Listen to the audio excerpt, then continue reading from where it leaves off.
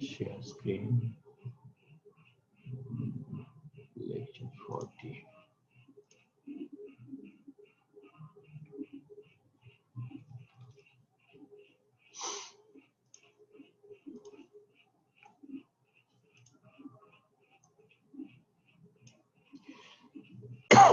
Sorry. Okay.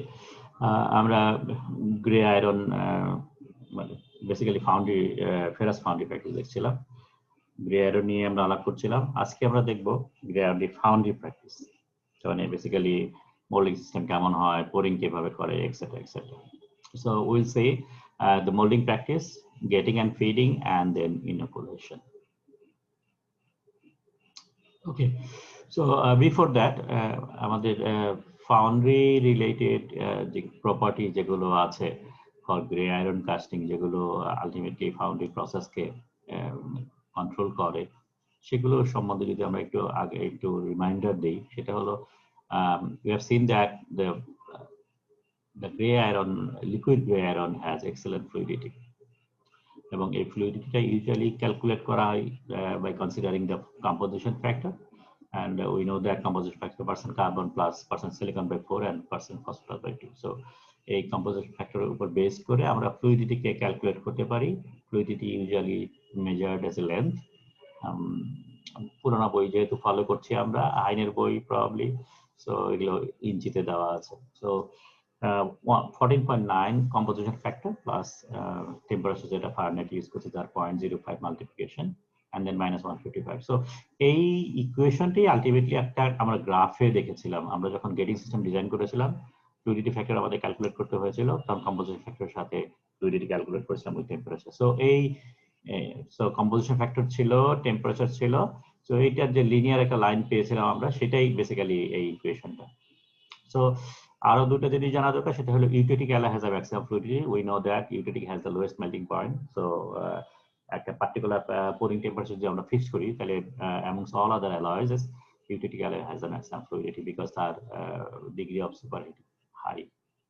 And আরেকটা issue যেটা commonly encountered হয়, সেটা হলো hyper eutectic alloy suffer kissing. আমরা কিসিং এর কথা আলাপ করেছি, যে যখন হাইপার ইউটিটিক মানে ইউটিটিকের ডান সাইডে, বেশি ডান সাইডে চলে যাব, তখন ইনিশিয়ালি প্রাইমারি যে সলিডটা সলিডিফাই হয় from liquid, this is graphite, এবং এই গ্রাফাইট চাঙ্কি সাইজের, হিউজ সাইজের গ্রাফাইট ফর্ম করে, এবং এগুলো ten two float from the liquid metal. Age a result massive segregation হয়, এবং যেহেতু কার্বন চলে যাচ্ছে, age a result fluidity carbon চলে যাওয়া মানে এই পার্সেন্ট কার্বনটা আমরা আলটিমেটলি জিরো হয়ে যাচ্ছে বা ডিক্রিজ করছে, এজ এ রেজাল্ট আমাদের ফ্লুইডিটি কমে যায় for hyper eutectic alloys. Wide working temperature range, because most of the gray irons আমরা কম্পোজিশন যেগুলো সিলেক্ট করি ইউজুয়ালি ইউটিটির আশেপাশে, আইদার বাম সাইডে অথবা ডান সাইডে।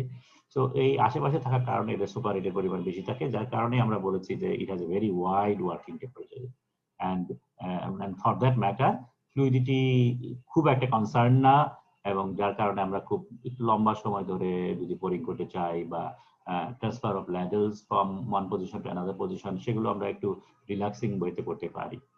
Not like that steel casting. Steel casting এর বেলা আমরা জানি স্টিল একটা হাই মেল্টিং টেম্পারেচার হওয়ার কারণে সুপারহিট খুব একটা বেশি থাকে না, as a result very quickly fluidity drop করে, and we need to pour the liquid metal very quickly. So skin freezing is alloys, আমরা আগে বলেছি যেহেতু ইউটিটির কাছাকাছি composition, so they are skin freezing is alloy. As a result, they have very low shrinkage characteristics, as well as high percentage of yield can be generated from this type of alloys. So these are the common properties of a foundry alloy, of a foundry properties of gray cast iron. Now, যেহেতু caste আয়রনটা অনেক পুরানা একটা alloy, একদম প্রথম দিকে যে সমস্ত ferrous ফাউন্ডারি develop হয়েছে অল আর কাস্ট আয়রন ফাউন্ডারিজ, এবং স্টিল আসছে অনেক পরে, বিকজ স্টিল মেল্টিং করতে তোমরা জানো অনেক টেম্পারেচার বেশি লাগে। আমরা ফার্স্ট ইয়ারে ইন্ট্রোডাকশন অফ মেটালার্জিতে বলেছিলাম স্টিল ডেভেলপ হয়েছে অনেক পরে, কাস্ট আয়রন আগে ডেভেলপ হয়েছে, যার কারণে cast iron technology is very sophisticated nowadays, a highly developed process, এবং যার কারণে tremendous amount of material and work এই ধরনের ইন্ডাস্ট্রির জন্য available আছে. Much of the engineering and automation mechanization in foundry came through to meet this development. To a greater extent, transport industry was directly responsible for this development. এখন আমরা আমাদের যে ছোট ছোট ফ্যামিলি কার যেগুলো আছে সেগুলোর মধ্যে হয়তো আমরা যে ইঞ্জিন ব্লক দেখি সেগুলো অ্যালুমিনিয়ামে তৈরি হয়, কিন্তু বড় বড় যেমন ট্রাকের ইঞ্জিন বা আগেকার দিনের যত ইঞ্জিন আছে সবগুলি সাধারণত কাস্ট আয়রনে তৈরি হতো. So transport industry is heavily dependent on foundry alloys, was heavily dependent on foundry alloys. Gray foundry volume is twice the size of the all other customers combined. আমরা এটা বলেছি যত অ্যালয় আমরা কাস্টিং করে থাকি তার ম্যাসিভ অ্যামাউন্টটাই হলো grey iron. Almost all casting process can be used. Grey iron casting করতে গেলে পরে এক্সেপ্ট ডাই কাস্টিং. আমরা ডাই কাস্টিং এর ইনহেরেন্ট নেচার জানি, যেহেতু ডাই মেটালে তৈরি হয়, সো এখানে ফেরাস ম্যাটেরিয়াল কাস্টিং করা little bit difficult. And plaster molding being plaster of Paris, low melting point component material, so relatively weak material, so এখানে কাস্টিং করলে mold can be disintegrated. So as a result, এই দুটো ছাড়া বাকি any type of casting process can be used to cast gray iron. Okay, molding practice, green sand our কথা আমরা আলাপ করেছি. This is the commonly used process, এবং আমরা বলেছিলাম যে গ্রিন স্যান্ডের সাথে গ্রে আয়রনের একটা স্পেশাল সক্ষতা আছে, যার কারণে ডিফেক্টিভ কাস্টিং জেনারেট করতে খুব একটা অসুবিধা হয় না. টার্বুলেন্সের উপরও মোটামুটি টলারেবল, একটা মিনিমাম লেভেলে টার্বুলেন্স থাকলে পরে এটার মধ্যে কোনো ডিফেক্ট জেনারেট করে না. In most cases grey iron foundries are modernised আর মেকানাইজড, আমি একটু আগে বলেছি. সাম ফিচার্স যদি কনসিডার করি মোল্ডিং সিস্টেমের ব্যাপারে, সেটা হলো 4 মেশ স্যান্ড. তুমি বলতে পারবে 4 মেশ বেস স্যান্ড কাকে বলে? প্রবাবলি স্যার চারটা মেশ স্কেলের ভেতর দিয়ে এই স্যান্ডটাকে সিপ করা হয়. No no no no no 4 mesh sand বলতে মিন করা হয় যে আমরা যে যখন তোমরা সিভিং করেছো তো নাকি? জি স্যার. ওকে, সিভিং করার সময় আমরা যে 8টা 9টা সিপ দেই, তারপরে ওগুলোর পার্সেন্টেজ আমরা ক্যালকুলেট করি কত পার্সেন্ট এখানে স্যান্ড রিটেন করেছে. 4 মেশ স্যান্ড হলো যে 4টা সাইজের মধ্যে অ্যাট লিস্ট 10% আছে.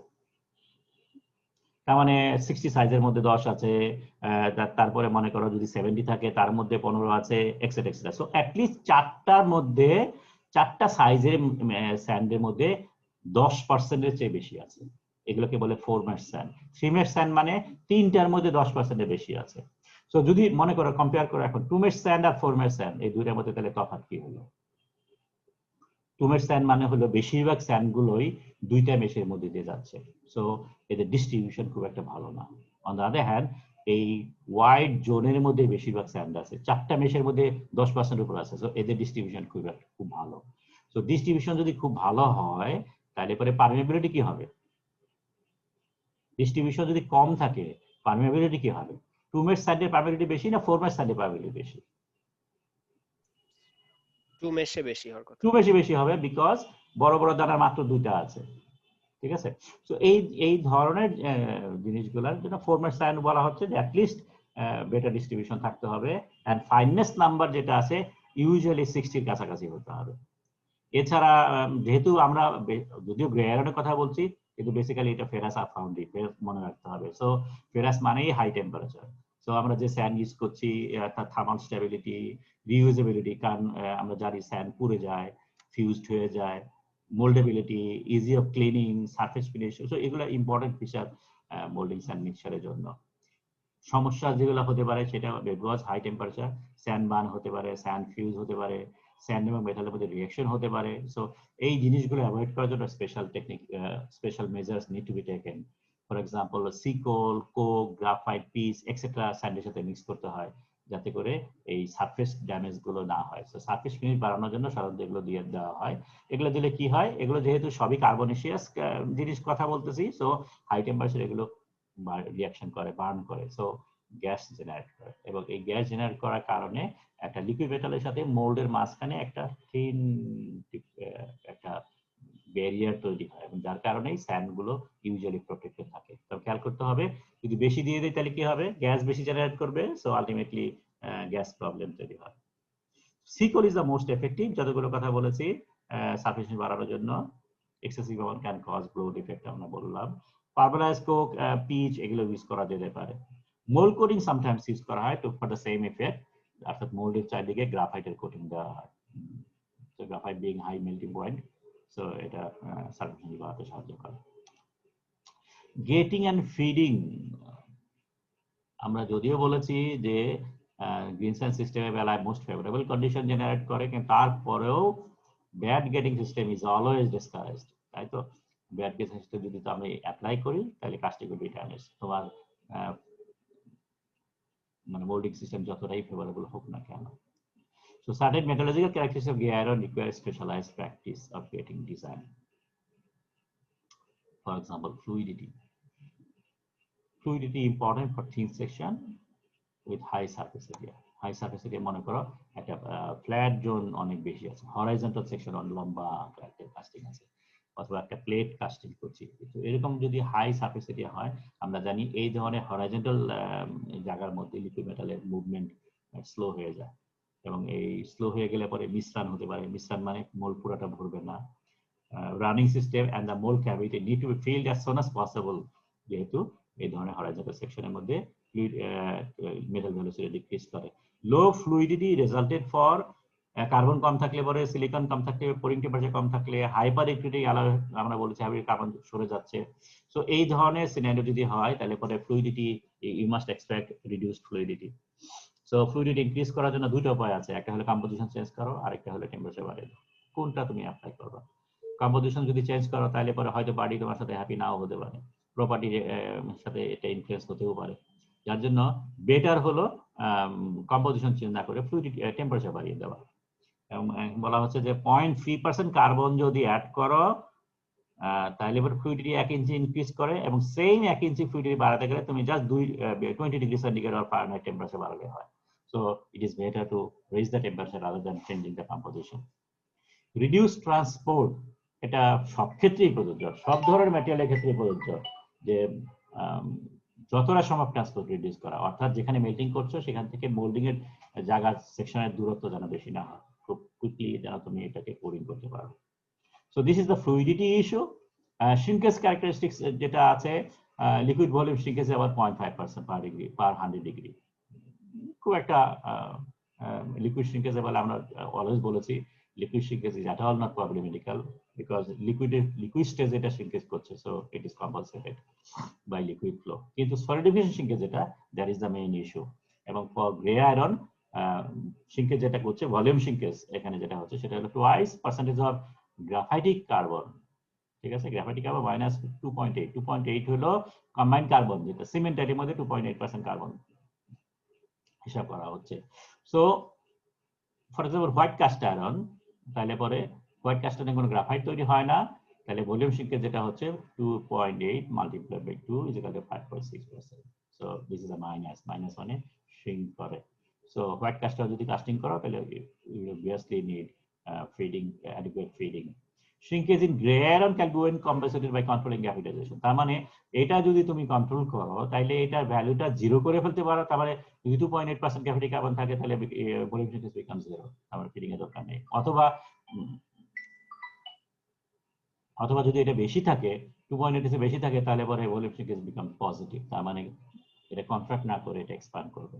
So by controlling the graphite percentage if you can, তাহলে পরে এই শিঙ্কেজটাও তুমি কন্ট্রোল করতে পারো।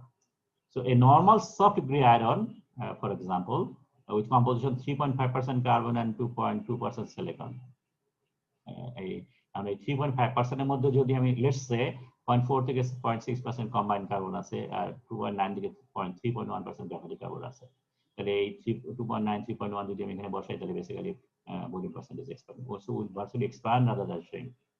For ordinary gray cluster, no feeder is needed। আমরা যেটা বলছিলাম যে সলিউশন শিঙ্কেজের জন্য সাধারণত কোনো ফিডার প্রয়োজন পড়ে না, কারণ আমাদের কম্পোজিশন লেভেল ইউজুয়ালি এই ধরনের লেভেলে থাকে এবং গ্রাফিটিক কার্বনটাই 2.8 এর অলওয়েজ ইউজুয়ালি বেশি থাকে, except for the initial liquid to austenite solidification. আমরা সলিউশন পর্যায়ে বলেছিলাম যে, সরি ফিডিং এর সময় বলেছিলাম ফিডিং এর শ্রিঙ্কেজটা কখন হচ্ছে অথবা কখন লিকুইডটা লাগছে।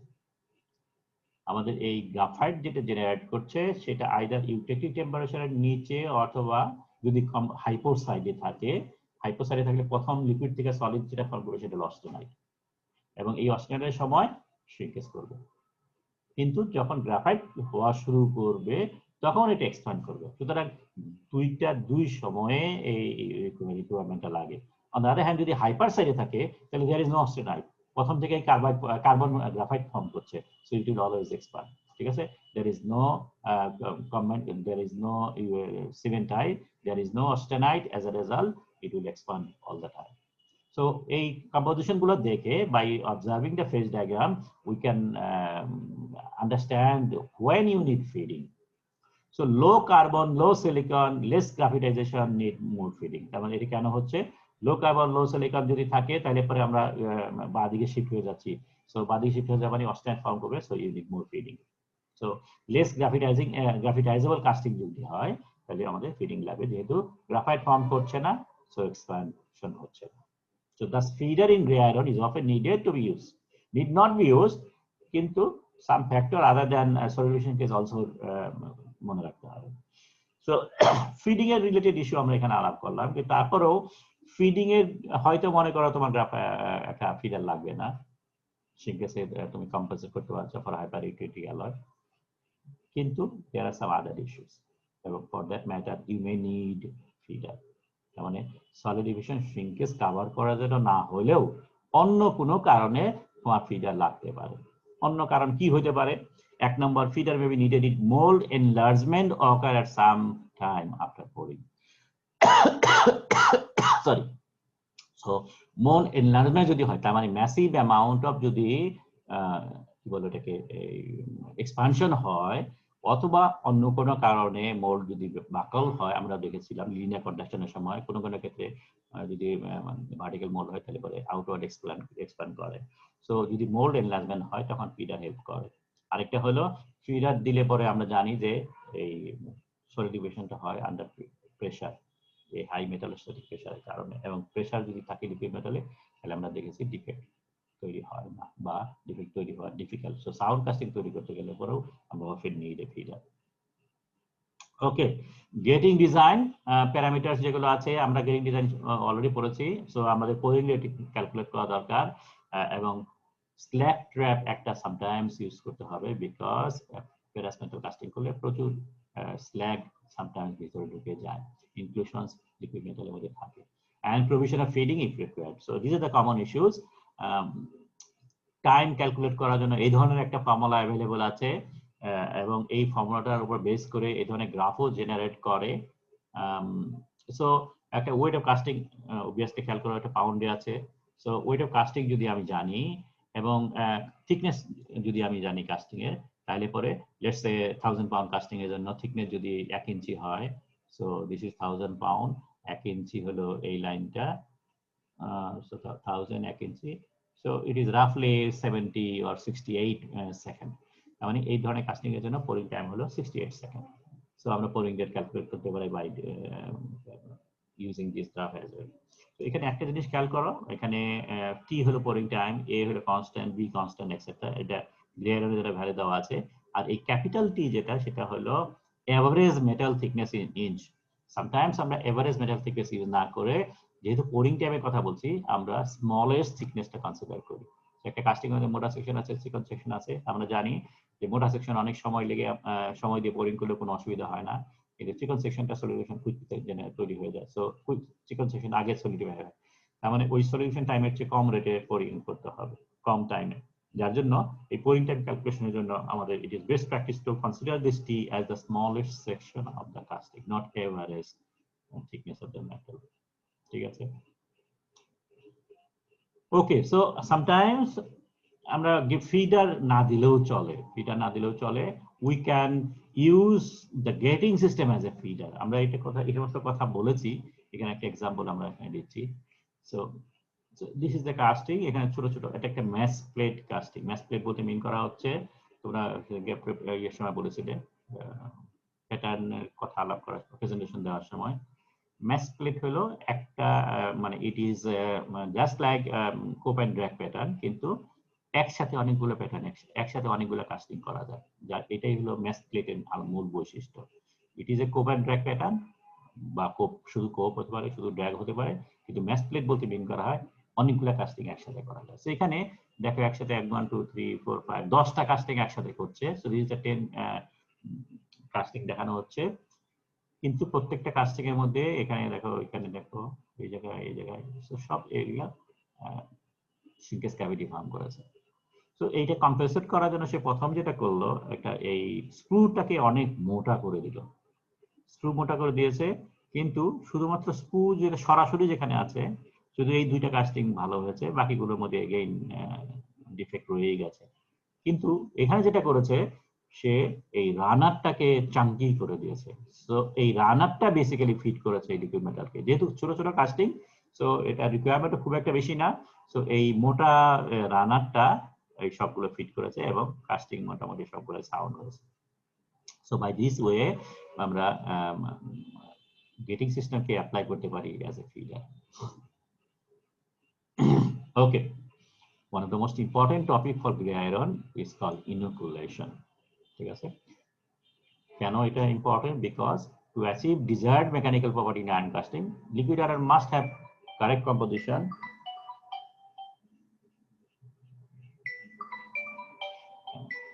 sorry, এক সেকেন্ড, হ্যালো হ্যালো, হ্যাঁ বলো, কেন পারে না অনেকে? তোমরা পারো, ওরা কেন পারে না?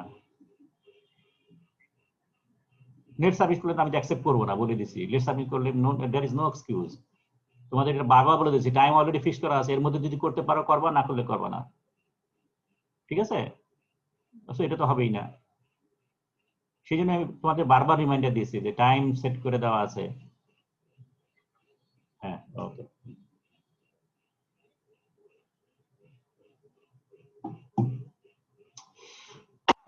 Okay, so mechanical property of gray iron is controlled by composition and the graphite size, or graphite suitable nuclei to induce the correct graphite structure to form monosolution. তার মানে আমরা বলেছি সলিডিফিকেশনের সময় যে adequate nuclei form করে for graphite flake. So the liquid iron must have a suitable graphitization potential. এই কথাটা আমরা বারবার আলাপ করেছি। তার মানে লিকুইড মেটালের মধ্যে গ্রাফাইট ফর্ম করার আর্জ থাকতে হবে, যেটাকে আমরা বেসিক্যালি বলতেছি গ্রাফিটাইজেশন পটেনশিয়াল। সো লিকুইডের মধ্যে এই আর্জটা অথবা গ্রাফিটাইজেশন পটেনশিয়াল যদি না থাকে, তাহলে গ্রাফিটাইজেশন রিঅ্যাকশন হবে না, এবং সেকেন্ড যে কন্ডিশন যেটা বলেছি, সেই সেকেন্ড কন্ডিশন হবে না। তার মানে adequate nuclei graphite flake form করার জন্য নিউক্লিয়াস জেনারেট করবে, সেটা হবে না। সুতরাং এই গ্রাফিটেশন পটেনশিয়ালকে কন্ট্রোল করতে গেলে পরে আমরা যেটা বলছি কারেক্ট কম্পোজিশন হতে হবে, এবং কারেক্ট কম্পোজিশন বলতে মানেই হলো যেগুলো হেল্প করে। ফর এক্সাম্পল, কার্বনিক ভ্যালু থাকতে হবে, অ্যাডিকুয়েট কার্বনিক ভ্যালু থাকতে হবে। ইন পার্টিকুলার সিলিকনটা দ্য মোস্ট ইম্পর্টেন্ট, আমরা যার জন্যই আমরা গ্রে কাস্ট আয়রনকে বলেছি it is an ternary alloy, not alloy of iron and carbon, it is alloy of iron, carbon and silicon. Because carbon যত সাফিসিয়েন্টই থাক না কেন, সিলিকন যদি না থাকে, তাহলে graphite grey cast iron nucleate করবে না, সো গ্রাফাইট নিউক্লিয়েশন হবে না। So even if the iron of the correct chemical analysis made in the melting furnace, casting having the desired graphite structure will not be produced without the addition of inoculant. এটা মনে রাখতে হবে। তার মানে তুমি composition যা দরকার সেটা তুমি গ্রাফ দেখে এক্সেট্রা দেখে তুমি সেট করলা, এই কম্পোজিশন থাকলে পরে grey iron 100% grey iron generate করবে। So all carbon will be in the form of graphite flake, but এই কম্পোজিশন চেক করলে পরে হবে না, তোমাকে ইনিকুলেশন যদি না দাও তাহলে পরে গ্রাফাইট তৈরি হবে না। So inoculants are alloys added in small amount, very small amount, only about 0.5% or something, এগুলো দিতে হয় to induce eutectic graphite nucleation. Without the presence of suitable nuclei, liquid iron will undercool below eutectic temperature. ঠিক আছে, তার মানে same temperature nucleation শুরু হবে না, লিকুইড মেটাল টেম্পারেচার ফল করবে, সো উই উইল হ্যাভ আন্ডারকুলিং। এবং আন্ডারকুলিং যদি তৈরি হয়, পরে যদি গ্রাফাইট তৈরি হয়, সেই গ্রাফাইটের কোন ফর্ম হবে? ফর্ম ডি অথবা ই, যেটা আমরা বলেছিলাম ইন্টারডেন্ড্রাইটিক যে গ্রাফাইট যেটা ফর্ম করে, type E or type D. So এই ধরনের ফর্ম করবে, which is not acceptable. So inoculation is the process of increasing the number of nucleating sites from which eutectic graphite can grow during solidification of flake, nodular and compacted graphite. So graphite যদি flake আকারে অথবা nodular আকারে অথবা compacted ফর্মে যদি generate করতে চাও তাহলে পরে তোমাকে inoculation করতে হবে। The main aim of inoculation, minimize undercooling during eutectic solidification to make sure that resultant cast microstructures are completely free from eutectic carbide. So inoculation also play a major part in controlling eutectic graphite morphology and distribution, and hence the level of pearlite and ferrite in mixture. So আমরা একটু আগেই বললাম graphite morphology মানে type D অথবা type ই অথবা তুমি type এ কোনটা করতে চাও সেটাকে, ডিস্ট্রিবিউশন অ্যাজ ওয়েল, এটা preferably oriented or randomly oriented etcetera etcetera, and at the same time matrix কেমন হবে সেটাও কন্ট্রোল করে, অর্থাৎ ফুললি ফেরিটিক হবে কিনা নাকি পারলাইট থেকে যাবে এক্সেট্রা। সো ফ্লেক গ্রাফাইট যদি তৈরি করতে চাও ইনোকুলেশন ইউজ করা হয় তাহলে কি কি কারণে? এক নম্বর হলো prevent eutectic formation, particularly thin section and corner, যেখানে পুলিং রেট ভেরি ফাস্ট, সেখানে সিমেন্টেড ফর্ম করার টেন্ডেন্সি থাকতে পারে। সো পার্টিকুলারলি ওই সমস্ত জায়গায়ও যাতে সিমেন্টেড ফর্ম না করে, গ্রাফাইট ফর্ম করে, সেটার জন্য আমাদের ইনক্লুশন লাগবে। 2 নম্বর, ensure a uniform distribution of fine type of A.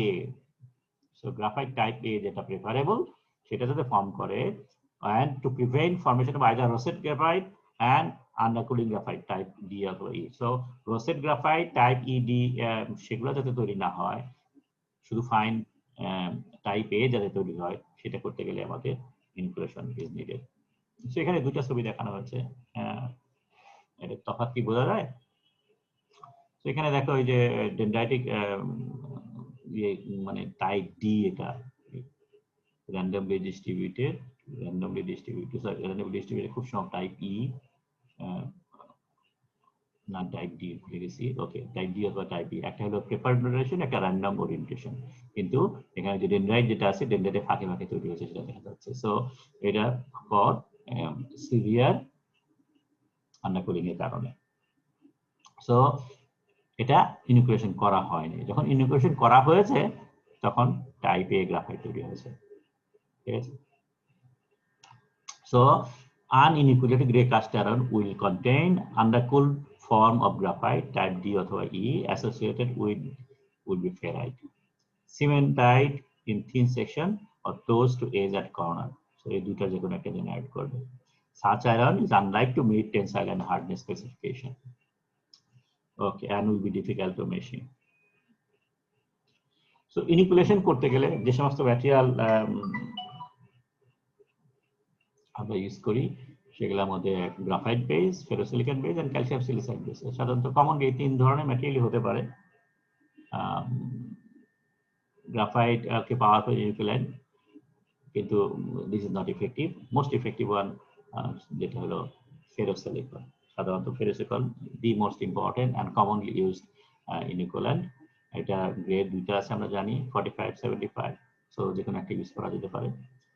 Pure ferrosilicon is not effective as an inoculant, কারণ অ্যাডিশনাল কিছু রিকোয়ারমেন্ট আছে, আমরা একটু পরে বলছি, সেগুলা দরকার ফেরোসিলিকনের মধ্যে অথবা ইনোকুলেশনের মধ্যে, যে ইনোকুল্যান্টের মধ্যে।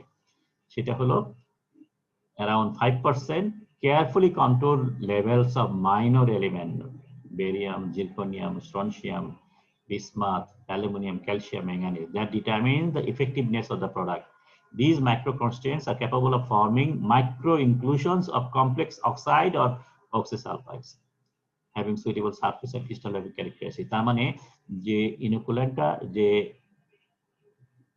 নিউক্লিয়েন্টটা তৈরি করে, সেই নিউক্লিয়েন্টটা যাতে আমাদের যে সলিডটা ফর্ম করবে সেই সলিডের similar crystallographic direction and orientation যাতে থাকে, সেইটা করার জন্যই এই অ্যাডিশনাল জিনিসপত্র লাগে। অর্থাৎ আমরা যদি গ্রাফাইট সলিড যদি ফর্ম করতে চাই, তাহলে গ্রাফাইট যদি ইমপ্লিমেন্ট করতে চাই, তাহলে গ্রাফাইটের যে ক্রিস্টালোগ্রাফিক ওরিয়েন্টেশন, ক্রিস্টালোগ্রাফিক ক্যারেক্টারিস্টিক্স, সেইটা লিকুইডের মধ্যে সেট করার জন্য এই সমস্ত অ্যাডিশনাল জিনিসের প্রয়োজন পড়ে। So they help by forming complex oxide or oxysulphides, যেগুলো এই characteristics similar to graphite.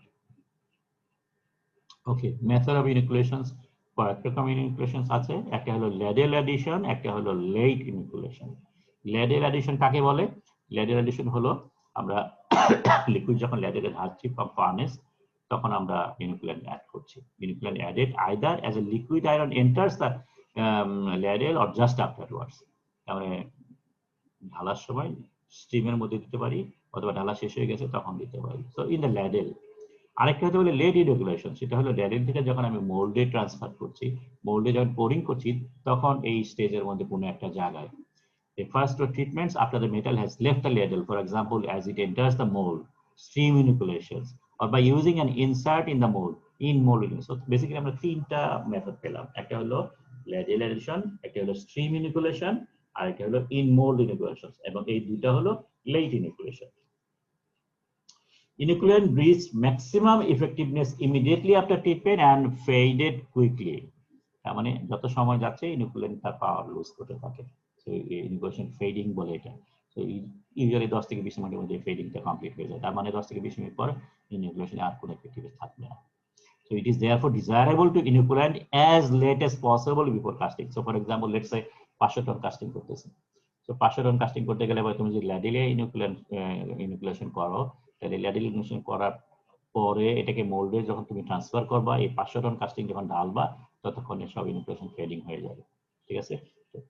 So এটার কোনো ইফেক্ট থাকবে না, যার কারণে তখন সে সমস্ত ক্ষেত্রে আমরা অবশ্যই লেট ইনোকুলেশন করতে এনকারেজ করব। ইয়েস, ফেডিংটা কেন হয়? একটু ফেডিংটা হলো এটা সলিউশনে চলে যায়। একটা বেসিক কনসেপ্ট মনে রাখতে হবে, এটা হলো হেটেরোজেনাস নিউক্লিয়েশন করতেছে। তো হেটেরোজেনাস নিউক্লিয়েশন করতে গেলে পরে আমরা যেটা চাই সেটা হলো একটা সারফেস। ঠিক আছে? এখন এটা যদি সলিউশনে ডিসলিউশন হয়ে চলে যায়, ভ্যানিশ হয়ে যায়, তাহলে পরে সে ফ্রি সারফেস আর দিতে পারবে না। যার কারণে আমরা দিচ্ছি অ্যাজ লেট অ্যাজ পসিবল, যাতে যত কিছুক্ষণ সময় ধরে এই সলিড গুলো থাকে এবং জাস্ট ডিসলভ করার পর্যায়ে যে নিয়ে সে যেন এটাকে হেল্প করে। ঠিক আছে? জাস্ট ডিসলিউশন স্টেজে। তারপরে এটা একদম যখন ফুললি ডিসলভ হয়ে যায়, তখন আর কোনো এফেক্ট থাকে না। সো ফেডিং বলতে মিন করা হচ্ছে যে এটা সলিউশনে চলে যাওয়া লিকুইডের মধ্যে। যে ফেরোসিলিকনটা মনে করো ফেরোসিলিকন দিচ্ছি, তো ফেরোসিলিকন এটা তুমি মনে করো একদম পাউডার, ফাইন পাউডার ফর্মে দিলা, এটা সেকেন্ডের মধ্যেই গলে যাবে, তখন আর কোনো এটা এফেক্টিভ থাকবে না। ঠিক আছে? ওকে, সো এখানে মোটামুটি একটা সামারি করা হচ্ছে যে ইনোকুলেশন টেকনিক গুলো। আমরা বলছি দুইটা কমন, একটা হলো ল্যাডেল ইনোকুলেশন আর একটা হলো লেট ইনোকুলেশন। ল্যাডেল ইনোকুলেশনের তিনটা মেথড আছে, একটা gravity feeding, air inside gravity feeding মানে জাস্ট আমরা ঢেলে দিচ্ছি, এয়ার অ্যাসিস্টেড মানে মনে করো কোনো একটা ইয়ার মাধ্যমে ব্লোয়ারের মাধ্যমে আমরা বাতাস দিছি, তার সাথে ইনোকুলেশন যাচ্ছে। আর একটা হলো জাস্ট ওয়্যার আমরা ভিতরে ঢুকাচ্ছি, মনে করো ম্যাগনেসিয়াম যদি ফেরোসিলিকন যদি দেই, ferrosilicon in the form of wire আমরা এটা দিতে পারি। ওকে, পোস্ট ইনোকুলেশন যেগুলো আছে সেটা তিনটা আছে, একটা হলো instream inoculation during pouring into the mould, wire injection during pouring into the mould, আর একটা হলো ইন দ্য মোল্ড। ইনস্ট্রিমের মধ্যে এগেইন দুইটা হতে পারে, এয়ার অ্যাসিস্টেড হতে পারে মানে পাউডার ফর্মে যদি দেই, আর এটা হলো গ্র্যাভিটি ফিডিং হতে পারে, সেটাও পাউডার ফর্মে হতে পারে।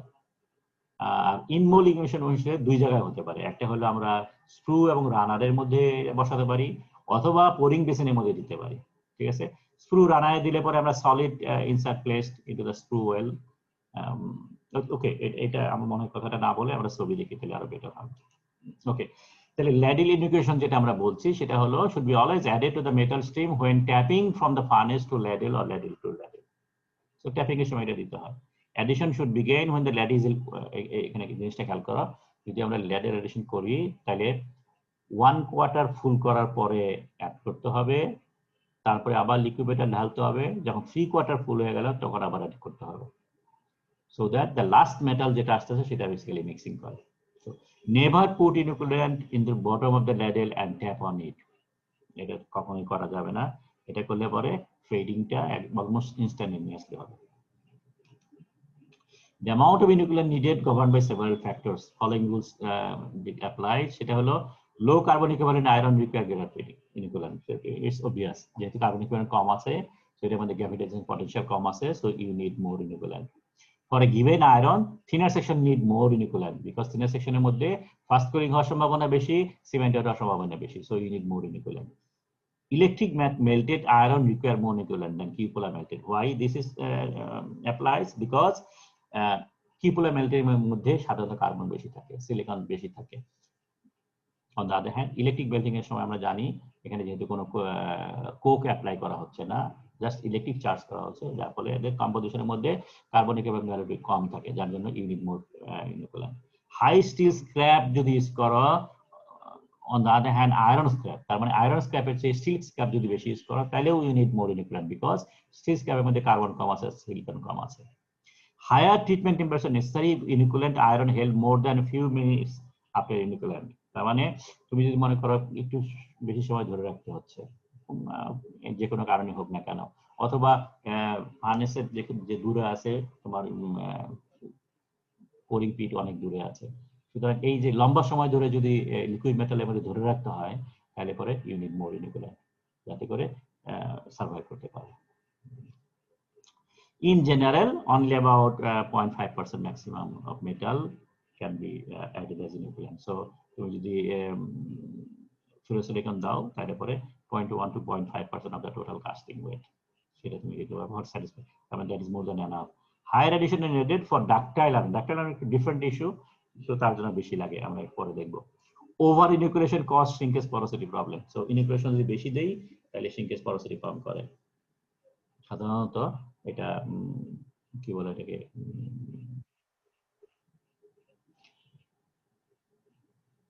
না দিলে যে সমস্যাটা হয়, বেশি দিলে একই সমস্যা হয়, অর্থাৎ এটা আন্ডারকুলিং বেশি হয়। Okay, so this are the common পিকচারের মাধ্যমে বোঝানোর জন্য। সো গ্র্যাভিটি ফিডিং, তার মানে ফার্নেস থেকে ল্যাডেলে ঢালতেছি এবং সেখানে আমরা ইনোকুলেন্ট গুলোকে স্ট্রিমের মধ্যে দিয়ে এটাকে চার্জ করতেছি, সেটা একটা আছে। আর একটা এয়ার ইনকুলেশন, মানে আমরা এয়ারের সাথে ব্লো করছি, এয়ারের সাথে পিটা মিক্স করে, পাউডার গুলো মিক্স করে আমরা ডেলিভারি দিচ্ছি। আরেকটা ওয়্যার ইনজেকশন, তার মানে এটা চার্জিং করার সময় ওয়্যারের মাধ্যমে আমরা এখানে অ্যাড করছি। So these are the leaded inoculation. Then lead stream inoculations,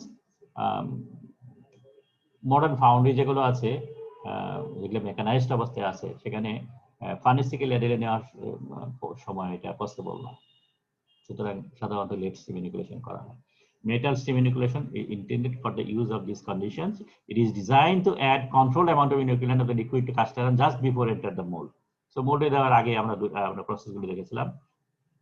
So, use of lead stream inoculation technique leads to virtually elimination of fading. মানে একদম শেষ স্টেজে যেহেতু আমরা দিচ্ছি, সো ফেডিংটা অনেক ক্ষেত্রেই এলিমিনেট করা যায়, অর্থাৎ ফেডিং হইলে না মানে হয় না বললেই চলে।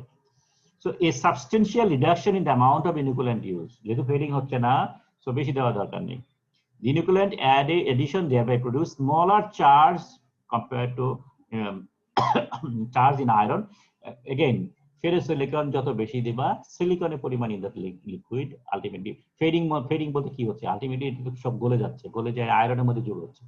সো ফেরোসিলিকন দিলে পরে সিলিকনের পরিমাণ আয়রনে বেড়ে যাচ্ছে, আর সিলিকনের পরিমাণ এত বেশি যদি ফেরোসিলিকন দাও তাহলে পরে কম্পোজিশন চেঞ্জ হয়ে যেতে পারে। সো আলটিমেটলি প্রপার্টি যেটা আছে সেই প্রপার্টির সাথে অথবা মেটালজিক্যাল কনসিস্টেন্সি যেটা আছে সেটা এখানে নাও হতে পারে, মানে সেটা ড্যামেজ হতে পারে। কস্ট অফ ইনোকুলেশন, এটা অবভিয়াসলি একটা ইস্যু, বেশি লাগলে পরে বেশি কস্ট লাগবে।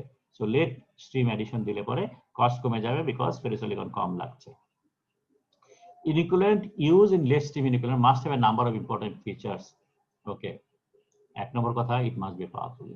তার মানে যেহেতু সময় কম পাচ্ছে, সুতরাং এটার ইফেক্টটা অলমোস্ট ইমিডিয়েট হতে হবে, যার জন্য it should be a powerful inoculant. It must be finely divided into, সুতরাং বড় বড় দানা দেওয়া যাবে না, ছোট ছোট দিতে হবে, পার্টিকেল দিতে হবে। মানে একটা বড় পার্টিকেল আমার ভিতরে থাকলে কোনো লাভ নেই আলটিমেটলি, এটা ইট মাস্ট ডিসোলেট, এবং এই ডিসোলিউশনের বিগিনিং পর্যায়ে আলটিমেটলি এফেক্ট। সো যত ছোট দানা হবে তত সলিউশনে যাবে কুইকলি এবং তত অ্যাক্টিভেশন কুইকলি হবে। It must be very accurately graded. Graded বলতে মিন করা হচ্ছে সর্টিং ঠিক মতো করতে হবে, without super fine materials. Super fine দিলে বেশি দিলে চলবে না, বিকজ এগুলো আগে গলে যাবে, ঠিক আছে। অথবা এমন হতে পারে যে যদি আমি ল্যাডেলের গেটিং সিস্টেমে দেই তাহলে গেটিং সিস্টেম জ্যাম করে ফেলতে পারে। It must dissolve rapidly and cleanly to avoid presence of undissolved inoculant particle in the castings. এখন যদি এটা সলিড ফর্মে থেকে যায় আলটিমেটলি এত বড় বড় পার্টিকেল দিয়েছে এটা সলিড অবস্থায় রয়ে গেছে তার মানে কাস্টিং এ তখন ডিফেক্ট জেনারেট করবে। So stream inoculation is very efficient since fading is eliminated, normal addition কমে যাচ্ছে, আমরা আগে বলেছিলাম আপ টু 0.5%, এখানে 0.2% মতো ইউজ করা যায়, টিপিক্যালি 0.1% দিলে এনাফ। ফর ডাক্টাইল আয়রন আমরা বেশি লাগে, কেন লাগে আমরা পরে বলছি। সো ইন স্টিম ইনোকুলেশন যেটা সেটা হলো আমরা পোর করছি লিকুইড মেটাল মোল্ডের মধ্যে, এটা হলো মেকানিক সিস্টেমের কথা ছবি দেখানো হয়েছে। সো মোল্ডগুলো আস্তে আস্তে মনে করে একটা বেডের উপর দিয়ে যেতে থাকে, উপর থেকে স্টেশনারি একটা ই আছে পোরিং ই আছে, সেখান থেকে লিকুইড পড়ে মোল্ড ভরে যায়, মোল্ডটা সরে গেল, আবার ইস্যু ওপেন হয়ে গেল, আবার লিকুইডে পড়লো, এরকম সিস্টেম যদি হয় তাহলে পরে সাধারণত এই স্টিমের মধ্যে এটা অ্যাড করা হয়। সো এটা মোল্ডের জাস্ট ঢোকার আগ মুহূর্তে এটা ইউজ করা হচ্ছে। আর ফাইনালি মোল্ড ইনগ্রেশন যেটা থার্ড প্রসেস যেটা সেটা হলো মোল্ডের মধ্যে আমরা ইট করছি, দুইটা হতে পারে, একটা হলো পোরিং বেসিনে দিতে পারি আর একটা হলো placed at the bottom of the screw, অথবা একদম either bottom of the screw অথবা জাস্ট রানারের মধ্যে আমরা এটা অ্যাড করতে পারি। More reliable method is to use sachet or precast sludge of inoculant in the pouring bush or in the running system. So they gradually dissolve in the metal stream as the casting is poured, giving uniform dissolution. This ensures inoculation take place just before solidification of the iron. So এখানে কয়েকটা example দেখানো হয়েছে। So স্ক্রুর একদম নিচে just screw বেজের মধ্যে এটা দেখানো হয়েছে, আর এটা হয়তো রানারের মধ্যে দেওয়া হয়েছে। আর এখানে পোরিং বেসিনের মধ্যে ইনোকুলেন্ট মোটামুটি সলিড ইনোকুলেন্ট যেগুলো আছে সেটা এখানে দেওয়া আছে, আর অথবা এখানে ফ্লোটিং ইনোকুলেন্ট হতে পারে যদি ফাইনার পার্টিকেল যদি থাকে তাহলে এখানে। So these are the common techniques যেখানে আমরা ইনোকুলেন্ট করে থাকি।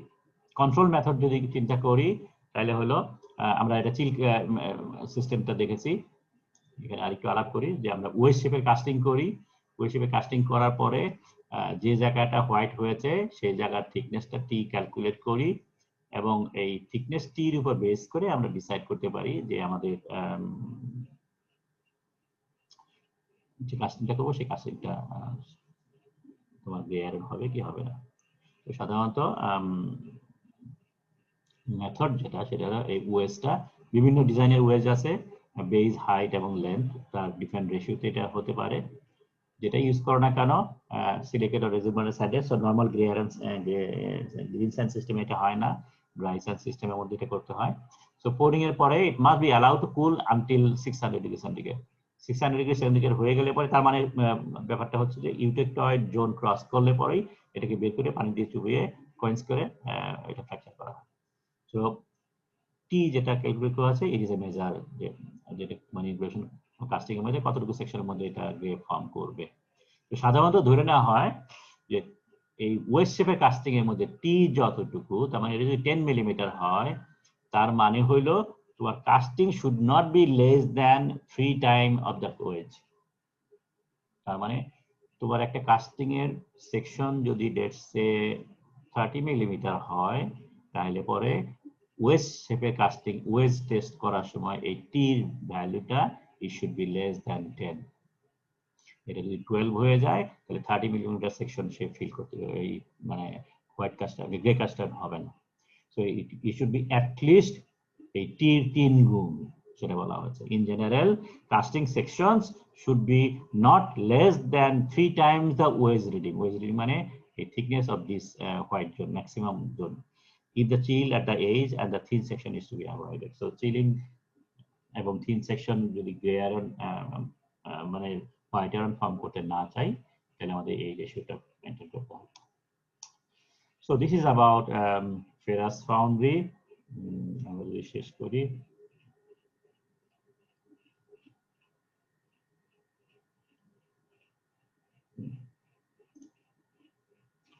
সো আমরা এই প্রথম লেকচারে যেটা দেখতে চেয়েছি সেটা হলো গ্রে আয়রনের জন্য বেসিক্যালি যে ফাউন্ড্রি সিস্টেম ইউজ করা হয়।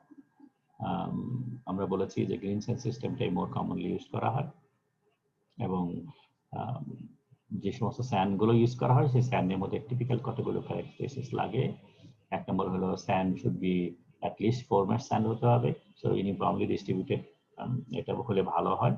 এবং কাস্টিং করার সময় আমরা any type of casting except plaster moulding আর ডাই কাস্টিং, এই দুটোর বাদে বাকি যে কোনো সিস্টেমে আমরা অ্যাপ্লাই করতে পারি, যদিও green sand system is the most common method.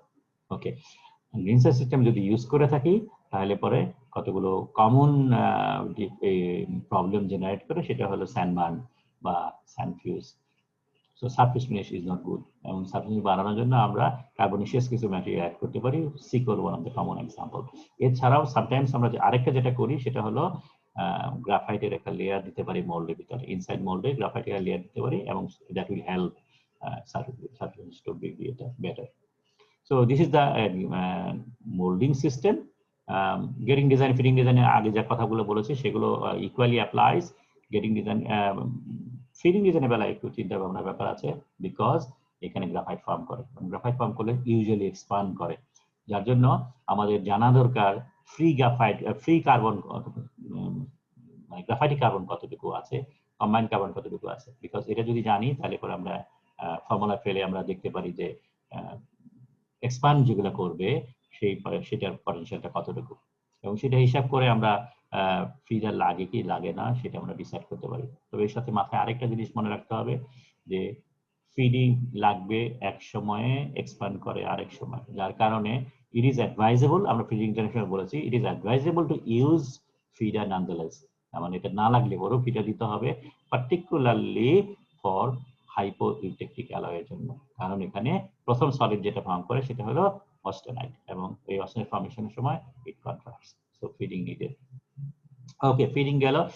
এছাড়াও আরেকটা কমন মেথড আমরা ইউজ করে থাকি, সেটা হলো আমরা অফেন গেটিং সিস্টেমটাকে একটু চাঙ্কি করে এটা দিয়ে ফিডিং করতে পারি, যদি আমরা বটম মানে টপ পোরিং এর মতো ব্যবস্থা করে যদি থাকে সিস্টেমের মধ্যে। সো এটা গেল। মেল্টিং সাইডে আমরা বলেছি, মেল্টিং সাইডে সাধারণত কিগুলো ইউজ করা হয় একটু আগেই দেখেছি। মেথড যেগুলো ইউজ করেছি তার মধ্যে একটা কমন মেথড, একটা ইম্পর্টেন্ট একটা পার্ট অফ দ্য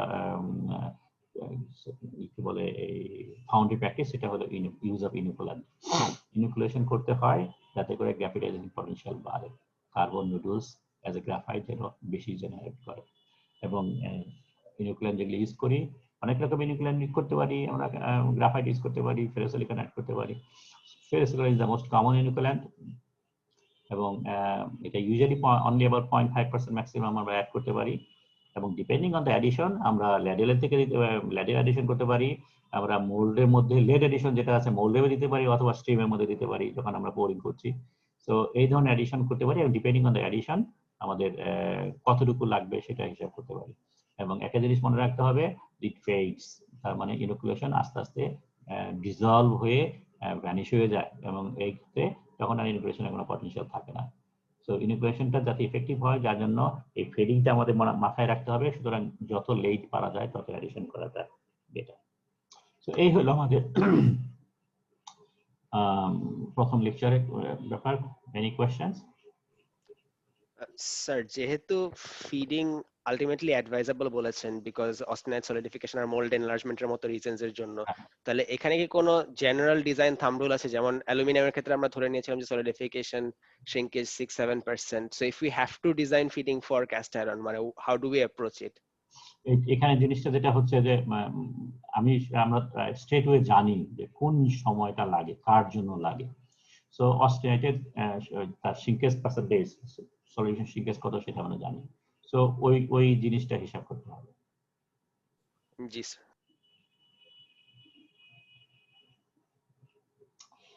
ওকে, তাহলে পরে আমরা কন্টিনিউ করি, একবারই কন্টিনিউ করি, শেষ করে দেই, তাহলে আমরা আরেকটা শেয়ার করি। Share screen.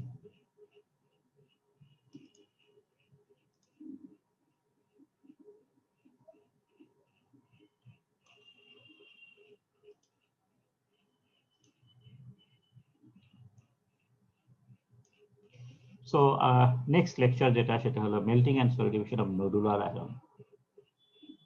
So আমরা আজকে nodular iron কয়েকটা লেকচার আমরা শেষ করব। আজকে আমরা যেটা দেখব সেটা হলো nodular iron ক্লাসিফিকেশন, এর বিভিন্ন ধরনের স্ট্যান্ডার্ডস কি আছে, সলিউশন প্রসেসটা একটু ডিফারেন্ট সেটা নিয়ে আলাপ করব, এন্ড দেন মেল্টিং প্র্যাকটিস নিয়ে আলাপ করব। So Nodular iron, one of the recent additions in the cast iron family, only about 1948.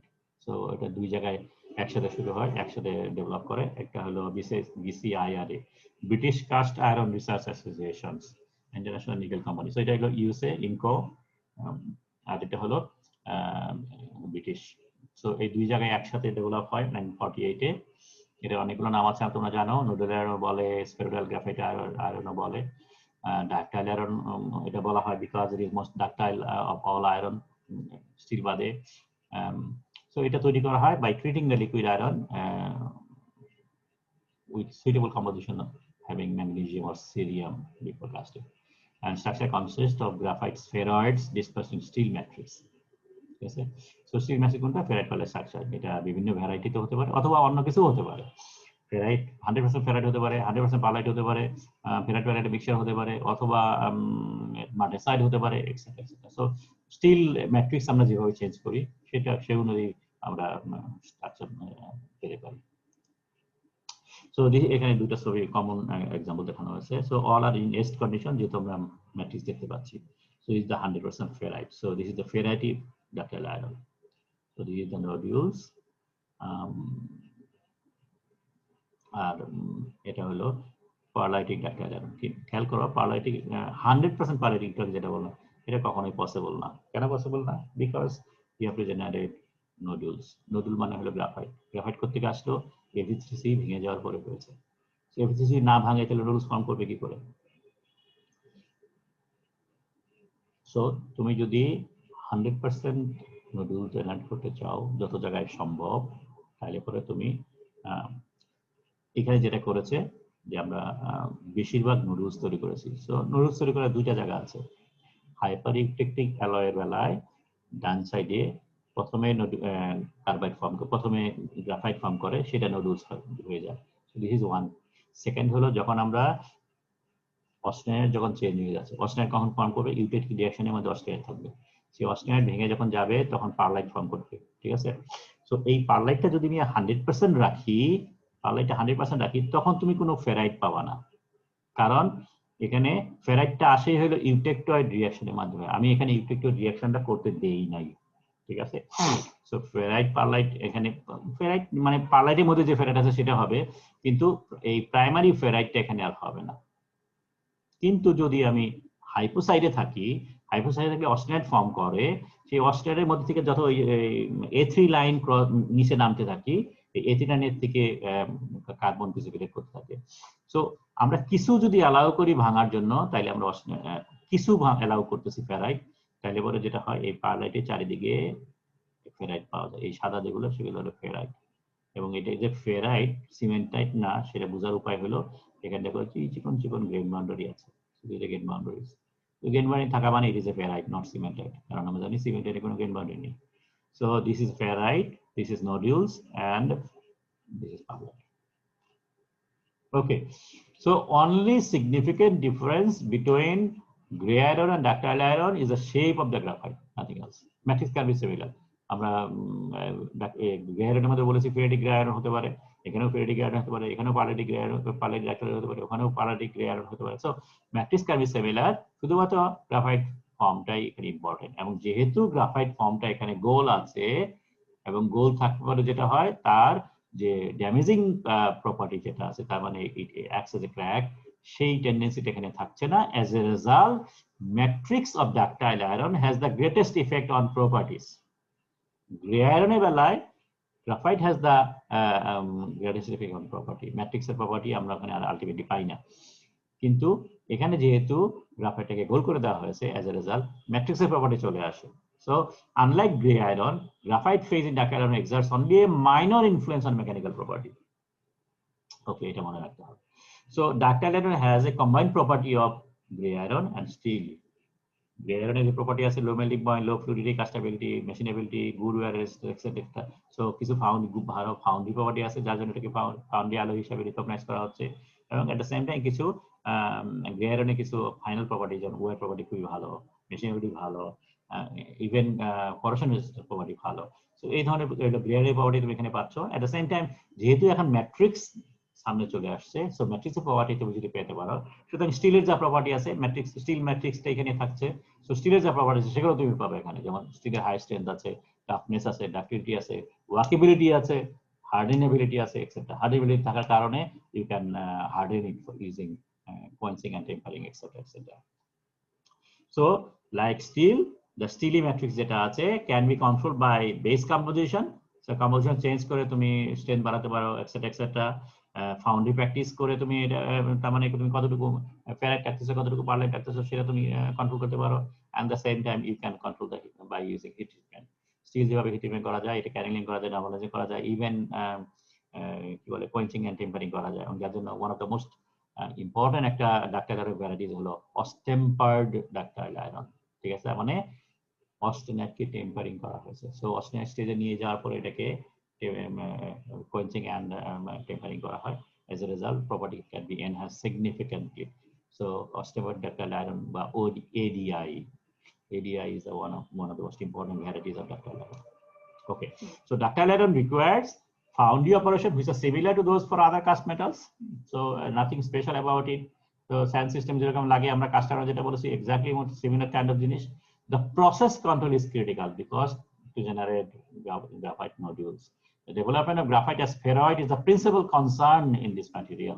Thus, conventional foundry operation must be adapted to the requirement of ductile iron. তার মানে তোমার যে কোনো process apply করা যায় যদিও, কিন্তু এই প্রসেসগুলোকে তোমার ডাক্টাইল আয়রনের উপযোগী করে নিয়ে যেতে হবে যাতে করে স্ফেরয়েড জেনারেট করতে ইজি হয়। So classification of ductile iron usually grade দিয়ে করা হয়, এবং গ্রেডের মধ্যে সাধারণত by the way this is STM method. ঠিক আছে, আমরা একটু পরে একটা ভেরিয়েশনটা দেখব। This is the STM method of grading. STM method যেটা করে সেটা হলো tensile strength, yield strength and elongation.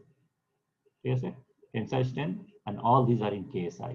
So 60 KSI, 60,000 PSI, 40,000 PSI, and 15% elongation. Can you imagine?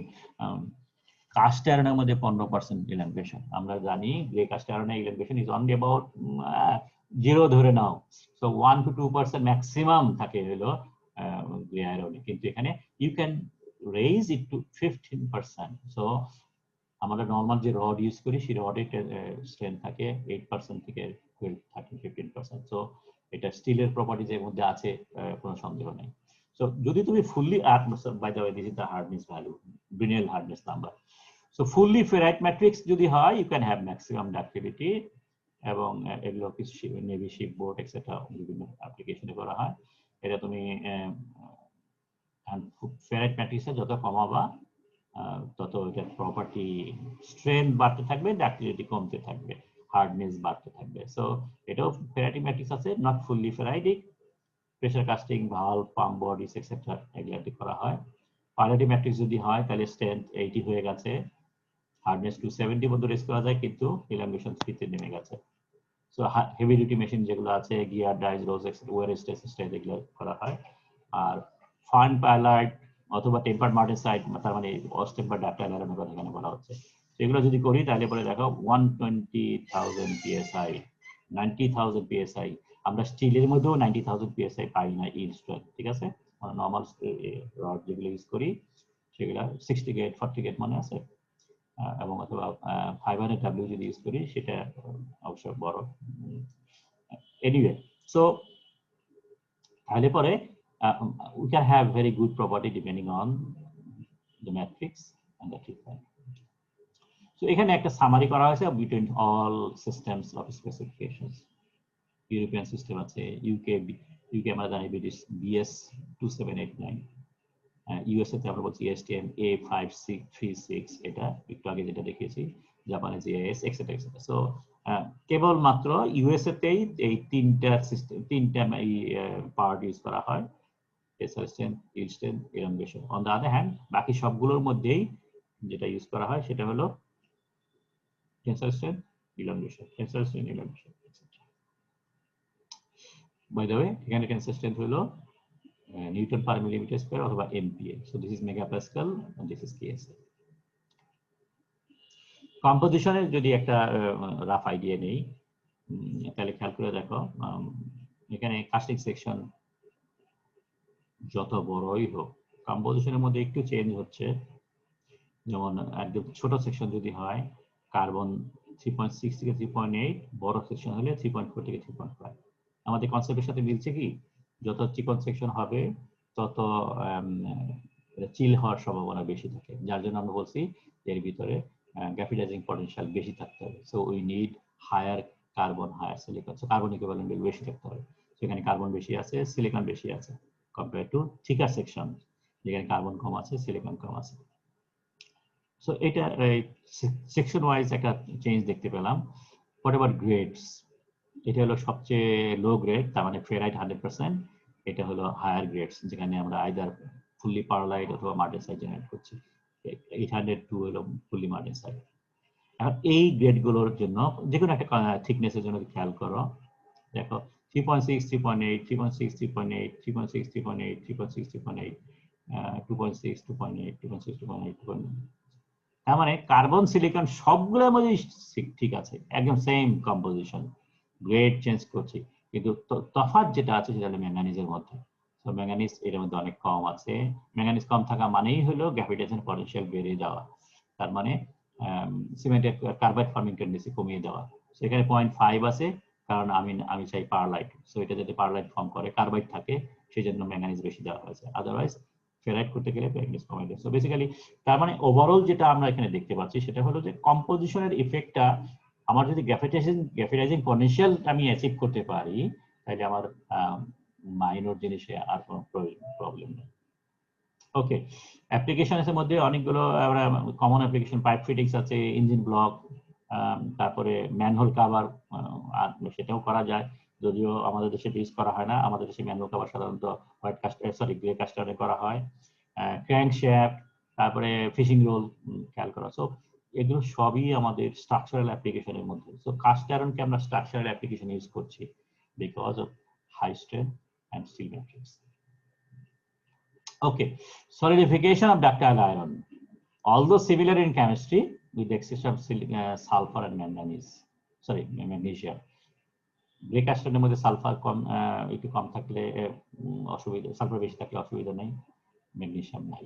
এখানে সালফার একদমই কম থাকতে হবে, ম্যাগনেসিয়াম অ্যাডিশনালি অ্যাড করতে হবে। সো এই টুকটাক জিনিস ছাড়া কেমিস্ট্রি মূলত সেম, যদিও solidification characteristics totally different. So ductile iron is solidified differently than gray iron.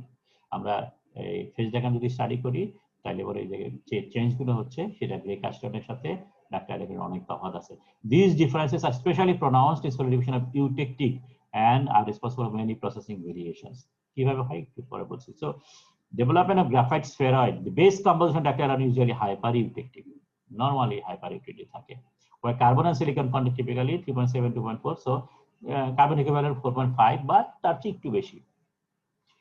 এবং আয়রন কার্বন সিলিকন যদি অ্যালয় হয় তাহলে পরে ইউটেটিক কম্পোজিশনটা সাধারণত 4.2 তার কাছাকাছি চলে যায়। সো কার্বন ইকুইভ্যালেন্ট 4.5, সেটা একটু আনসারই আছে। So that the first constituent to appear during solidification of graphite nodules, খেয়াল করো আমাদের গ্রে আয়রনের বেলায় আমরা বলতেছি যে হাইপোসাইডেও হতে পারে, এবং হাইপোসাইডে যদি হয় তাহলে পরে প্রথম সলিড যেটা ফর্ম করে সেটা অস্টেনাইট হতে পারে, কিন্তু আমাদের এইখানে ডাক্তাইল আয়রন ফর্ম করতে গেলে কখনোই এটা হাইপোসাইডে যাওয়া যাবে না, কারণ আমি অস্টেনাইট ফর্মেশনটা প্রথমে এটা প্রিভেন্ট করব। আমি চাই প্রথম থেকেই যেন carbide form, sorry graphite form করে, যার জন্য এটা হাইপার সাইডে থাকতে হবে যাতে ফার্স্ট সলিড যেটা ফর্ম করে সেটা যেন গ্রাফাইট হয়। ঠিক আছে, সো এই জন্য first constitute appear during solidification আর গ্রাফাইট, যার জন্য এটা হাইপার ইউটেকটিক আমাদের ডিসাইড করতে হবে। Solidification of eutectic start at temperature higher than the grey iron of similar carbon. Grey আয়রনের মধ্যে এই যে লাইনগুলো যেটা আছে, ইউটেকটিকের লাইন যেটা আছে, সেটা থেকে ডাক্টাইল আয়রনে সাধারণত লাইনগুলো একটু উপরে থাকে, সেটা হায়ার টেম্পারেচারে এগুলো জেনারেট করে। Austenite cells and graphite nodules starts to grow at the expense of liquid, এগুলো তো আমরা জানি। austenite কখন জেনারেট করে? After eutectic reaction. তফাৎ যেটা, মূল তফাৎ যেটা, যেহেতু প্রথমেই গ্রাফাইট নুডলস ফর্ম করে গেছে ইউটেকটিক রিঅ্যাকশনের আগে, মানে প্রাইমারি সলিড যেটা ফর্ম করছে সেটা হলো প্রো ইউটেকটিক যেটা, সেটা হলো graphite. So graphite noodles generate করেছে, এখন ইউটেকটিক রিঅ্যাকশন হচ্ছে। ইউটিলিটিকেশনের সময় আমরা বলছি অস্টেনাইট ফর্ম করবে, গ্রাফাইট ফর্ম করবে। এখন এই অস্টেনাইটটা যেটা ফর্ম করে সেটা হলো এই যে আগে যে নুডলসটা ফর্ম করেছে সেই নুডলসের চারিদিকে একটা এনভেলাপ তৈরি করে, ঠিক আছে? তার মানে ফার্স্ট প্রোইউটেক্টয়েড যেটা গ্রাফাইট ফর্ম করেছে সেই গ্রাফাইট নুডলস আছে। নুডলস কেন ফর্ম করেছে সেটা আদার কন্ডিশনের উপর ডিপেন্ড করে। সো ধরে নাও গ্রাফাইট নুডলস ফর্ম করেছে। এখন ইউটেকটিক রিঅ্যাকশনের মাধ্যমে যে দুইটা ফেজ তৈরি হচ্ছে, একটা হলো অস্টেনাইট এবং একটা হলো কি বলে এটাকে গ্রাফাইট। সেই অস্টেনাইটটা প্রথম গ্রাফাইট নুডলসকে কাভার হিসেবে থাকে। তো এটার উপর একটা লেয়ার ফর্ম করে। এখন লেয়ার ফর্ম করলে পরে কি হবে, পরে লিকুইড থেকে যখন ফার্দার সলিউশন বাড়তে থাকে তখন যেটা হবে এই কার্বনটাকে এই অস্টেনাইটের লেয়ার ভেদ করে ভিতরে ঢুকতে এই ভিতরে যে গ্রাফাইট আছে তার উপরে জমতে হবে। তার মানে এখন যেটা হচ্ছে carbon must diffuse through austenite layer, ঠিক আছে? তো এই ধরনের সলিউশনকে বলে নিউটেকটিক সলিডিফিকেশন। ইউটেকটিক সলিউশনে গ্রেয়ারের মধ্যে যেটা থাকে সেটা হলো গ্রাফাইট এবং অস্টেনাইট সেপারেট থাকে। সো দুইটার সাথে লিকুইডের কন্টাক্ট থাকে। সো অস্টেনাইটের মধ্যে জমতেছে, কার্বন গ্রাফাইটের মধ্যে জমতেছে। সো দুইটা সেপারেট, ঠিক আছে? এবং সো তাহলে পরে কোন রিঅ্যাকশনটা ফাস্টার, কোন প্রসেসটা ফাস্টার হয়? ডেফিনেটলি ইউটেকটিক সলিউশন ফাস্টার হবে, যেহেতু সরাসরি প্রি এক্সিস্টিং ফেজের উপর জমতেছে। কিন্তু এখানে নিউটেকটিক সলিউশন হলো ভেতরে হলো প্রথমকার গ্রাফাইট নুডলস, তার চারিদিকে অস্টেনাইটের লেয়ার, এবং পরবর্তী পর্যায়ে সলিউশন যেটা হবে সেটা হলো এই গ্রাফাইট কার্বনটা অস্টেনাইট লেয়ার ভেদ করে এটা থ্রু যে নিয়ে ভিতরের ইয়ের উপরে গ্রাফাইট নুডলস উপর জমবে। সো এই এবং এটার সাথে আরেকটা রিলেশন আছে, সেটা হলো এখন obviously সলিডের মধ্যে diffusion very slow. On the other hand eutectic রিঅ্যাকশনের সময় লিকুইড থেকে অস্টেনাইটের মধ্যে জমতেছিল, সো লিকুইডের মধ্যে solid movement very fast. So eutectic reaction গুলো ভেরি ফাস্ট, কম সময়ের মধ্যে ইউটেকটিক রিঅ্যাকশন শেষ হয়ে যায়। কিন্তু এখানে process is very slower because of the nature of the diffusion. Liquid remained for a longer period of time and freezing range extends to about 120 degrees centigrade. তার মানে এই যে স্টার্ট অফ সলিডিফিকেশন এবং end of solidification, eutectic line যেটা আছে আমরা জানি এখন টার্নারি মধ্যে ইউটেকটিক লাইন থাকে না, ইউটেকটিক জোন থাকে। সো ইউটেকটিক জোন যেটা সেটা অনেক বড়, টাইলারে ইউটেকটিক জোনটা অনেক বড়। দেয়ার অন ফাস্টিং একটু বলতে নো ফার্দার, আরেকটি ইম্পর্টেন্ট যেটা এই নিউটেকটিক বৈশিষ্ট্য সেটা হলো যে no further nucleation of spheroid occurs when growth of neutectic starts. তাহলে আমরা তিনটা জিনিস পেলাম। একটা হলো এখানে প্রথম সলিড যেটা ফর্ম করে সেটা হলো গ্রাফাইট নুডলস। তারপরে ফার্দার যখন ইউটেকটিক রিঅ্যাকশন হয়, ইউটেকটিক রিঅ্যাকশনের সময় অস্টেনাইটটা গ্রাফাইট নুডলকে এনভেলপ করে এবং কার্বনগুলা পরবর্তী পর্যায়ে যখন এটার মধ্যে ডিফিউজ করতে থাকে, তখন এই কার্বনটা অস্টেনাইটের ভিতর দিয়ে যায়। যেহেতু অস্টেনাইট সলিড, সো অস্টেনাইট সলিডের ভিতর দিয়ে diffusion process is slow. So overall the process is slow, এবং এই প্রসেস স্লো হওয়ার কারণে লম্বা সময় ধরে এবং লম্বা টেম্পারেচার জোন ধরে এটা ঘটনাটা ঘটতে থাকে। এবং আরেকটা ইম্পর্টেন্ট ইস্যু হলো সেটা হলো ইয়ের বেলা যেটা হয়েছে, ইউটেকটিক সলিউশন ইন গ্রেয়ারও যেটা হয়েছে, প্রথম গ্রাফাইট ফ্লেক ফর্ম করেছে, তারপরে গ্রাফাইট বড় হতে থাকে যখন এই ফার্দার সলিউশন কন্টিনিউ করতে থাকে, এট দ্য সেম টাইম নতুন করে নিউক্লিয়েশনও করে। এইখানে যেটা হয়, এই যে প্রথম যে গ্রাফাইট নিউক্লিয়েট করেছে দ্যাটস ইট, আর কোনো নিউক্লিয়েশন হবে না, ওইটাই শুধু বড় হয়। The number of graphite spheroid is determined at the early stage of freezing. Further cooling up to the eutectoid temperature causes precipitation of graphite onto the existing modules. তার মানে এই প্রথম যে নিউক্লিয়েশনটা ফর্ম করে ফেলে ডিউরিং প্রোইউটেক্টয়েড এবং প্রোইউটেকটিক এবং ইউটেকটিক রিঅ্যাকশন, এই সময়ের মধ্যেই যে নিউক্লিয়াস নডুল ফর্ম করলো আর কোনো বড় হয়, আর কোনো নডুল নতুন করে তৈরি হয় না। So obtaining adequate number of spheroid is essential to obtain a fully nodular structure. Okay, if the number of spheroid is low, inadequate number of sites which carbon can be diffused, obviously further cooling will result. তাহলে পরে যেহেতু কম noodles form করেছে, পরবর্তী পর্যায়ে যখন solution continue করতে থাকবে তাহলে পরে হয় এটা গ্রাফাইট ফর্ম করবে অথবা সেকেন্ডারি ফর্ম করবে, এবং দুইটাই আমাদের জন্য ইনফেরিয়র মেকানিক্যাল প্রপার্টিকে ড্যামেজ করবে। Similar to gray iron, subsequent cooling rate through the eutectic zone ওভারোম্যাটিক স্ট্রাকচার। তার মানে ওভারোম্যাটিক ফর্ম করে সাধারণত ইউটেক্টরে পরে, তাই তো? সুতরাং ইউটেক্টরের পরে যেহেতু আর কোনো চেঞ্জ হচ্ছে না, চেঞ্জ যেটা সব ইউটেক্টিক রিঅ্যাকশনেই শেষ হয়ে যাচ্ছে, সো ফার্দার চেঞ্জ যেটা হচ্ছে সেটা মূলত গ্রে আয়রন যেভাবে চেঞ্জ হয় সেভাবেই হচ্ছে। ওভারোম্যাটিক ফেরিটিক হবে না পার্টিক হবে সেটা ডিপেন্ড করে ফেরাইটে যেভাবে গ্রে আয়রন যেভাবে হচ্ছে এখানে তাই। Okay, then role of magnesium or cerium. Magnesium addition করা হয় স্টেরয়েড ফর্ম করার জন্য। ম্যাগনেসিয়ামের চেয়ে অন্যগুলো ইউজ করা হয়, cerium, calcium, yttrium etcetera etcetera, but these are expensive, so ম্যাগনেসিয়ামটা বেশি অ্যাড করা হয়। মেকানিজমটা so far is not clear, কিন্তু ম্যাগনেসিয়ামের ফাংশন, কতগুলো ফাংশন আছে সেগুলো আমরা আইডেন্টিফাই করতে পারি। এক নম্বর, ওকে, ডিঅক্সিডাইজার, ডিসালভারাইজার এগুলো তো আমরা জানি। ডেভেলপমেন্ট গ্রাফাইটকে নুডলসে প্রমোট করে, কিভাবে করে সেটা আমরা বলছি is not clear. Prevent nucleation of graphite as flaked. So তিনটা কাজ করে, একটা হলো সে অতিরিক্ত যদি থাকে তাহলে ডিঅক্সিডাইজার হিসেবে কাজ করবে, ডিসালভারাইজার হিসেবে কাজ করবে, আর মেইন ফাংশন যেটা সেটা হলো সে নুডল তৈরি করবে এন্ড গ্রাফাইট ফ্লেক হতে বাধা দিবে। So this are three functions of magnesium. Actual level of magnesium required depends on sulfur and oxygen content, because oxygen থাকলে পরে magnesium oxide high affinity for oxygen, খুব readily oxidize হয়ে যায়। সো অক্সিজেন বাতাসের মধ্যে যত বেশি আছে তত ম্যাগনেসিয়াম লস হয়ে যাবে, and সালফার থাকলে পরে ম্যাগনেসিয়াম সালফাইড ফর্ম করবে, because magnesium has a higher affinity for sulfur. So এই দুইটাই এলিমেন্ট যদি যত বেশি থাকবে তত ম্যাগনেসিয়াম লস হবে। It is critical in making ductile iron that the amount of residual magnesium present in the liquid must be at least 0.03 to 0.05.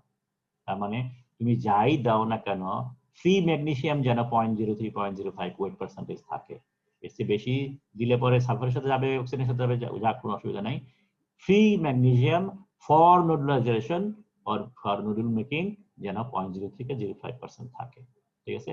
Magnesium content less than that, obviously কি হবে জানা কথা, নোডুল বেশি form করবে না, graphite form করবে, graphite flake form করবে। Amount more than this appears so called exploded graphite, explosion type of graphite form করে, একটু পরে আমরা ছবি দেখব।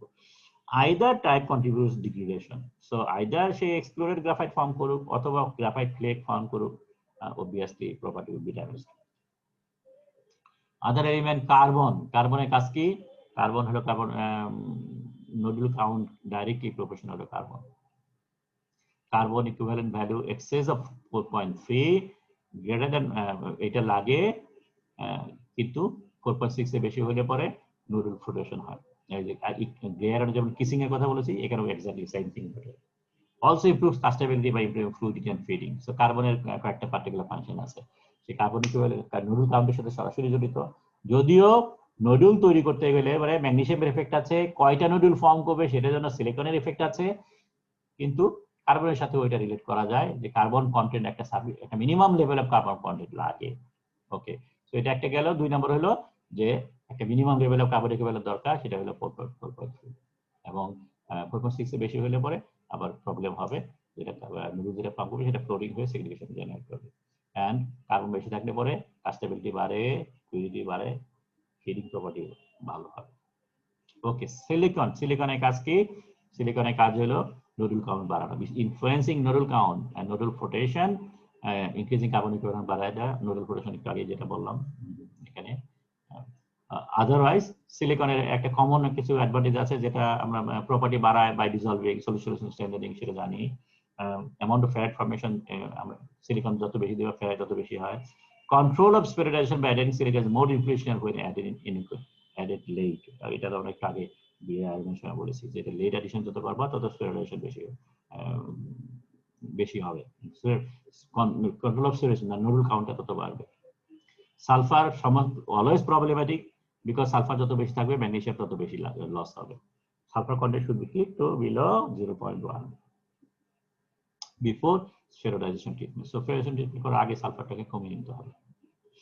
কমন মেল্টিং প্র্যাকটিস যেটা, সেটা হলো তোমার একটা চার্জ ম্যাটেরিয়াল তৈরি করবা, কোনটা কি লাগবে সেটা আমরা একটু ক্যালকুলেশন দেখেছি গ্রে আয়রনের সময়, এক্স্যাক্টলি সেই ধরনের প্রিন্সিপাল ফলো করা। এখানে স্ক্র্যাপ কোনটা নিবা, রিটার্ন কোনটা ইউজ করবা, পিগ আয়রন লাগবে কিনা এক্সেট্রা, মেল্ট করবা কোন একটা পার্টিকুলার ফার্নেসে, যদি ডিসলভারেশন লাগে ডিসলভারেশন করতে হবে, and superheat to 1535.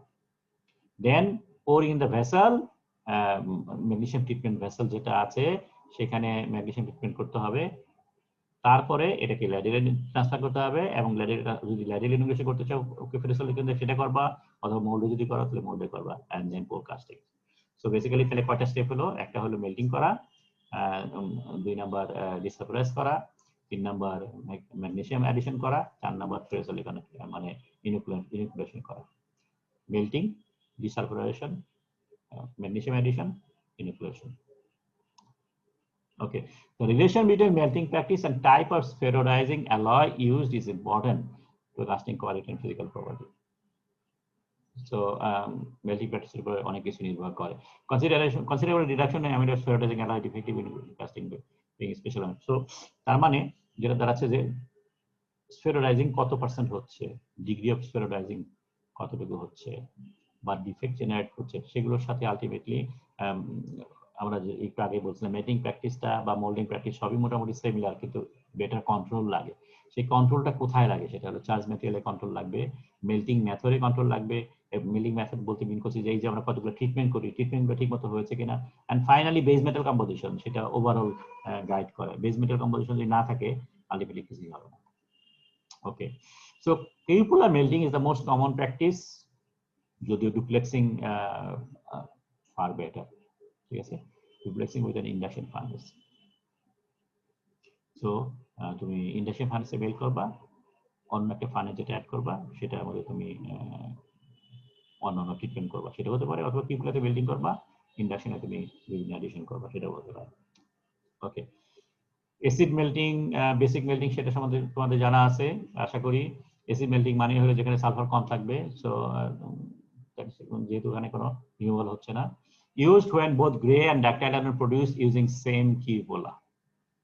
এই ধরনের সিনারিও যদি হয়, acid melting is almost 5 times less costly than basic melting. Sulfur cannot be reduced, যেহেতু এখানে ক্যালসিয়াম অক্সাইড জাতীয় কিছু থাকে না, তো সালফার রিমুভ করা যায় না। As a result, you need high quality charge. So high quality বলতে মিন করছি low sulfur থাকতে হবে।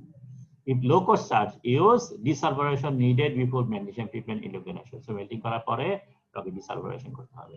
ওই ফার্নেসে করা যাবে না, বিকজ ফার্নেসের মধ্যে তোমার ওখানে কিছুই নাই ডিসালফারেশন করার জন্য। যদি তুমি ফার্নেসের ভিতরে ক্যালসিয়াম দাও তাহলে it will effect the furnace lining. তো সুতরাং যেটা করতে হবে, মেল্টিং করার পরে অন্য একটা ফার্নেসে, অন্য একটা ডিভাইসে তোমাকে এই ডিসালফারেশন করতে হবে। More oxidizing process than basic cupola, so reaction এখানে বেশি হয়, হিট বেশি জেনারেট করে।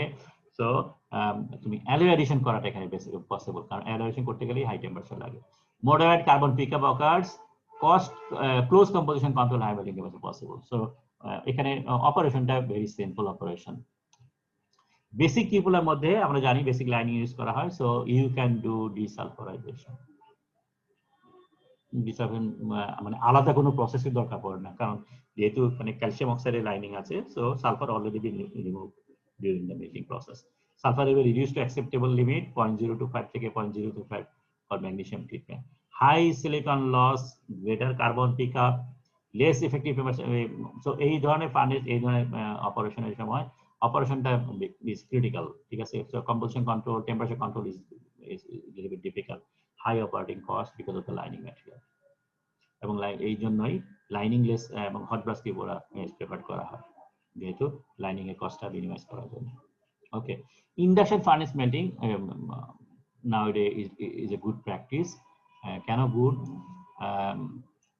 চার্জ ফাউন্ডেরিটাস এগুলো তুমি ইউজ করছো, সালফার যদি বিলো 0 to 5% থাকে ডিসালফারেশন ইউজুয়ালি দরকার নাই।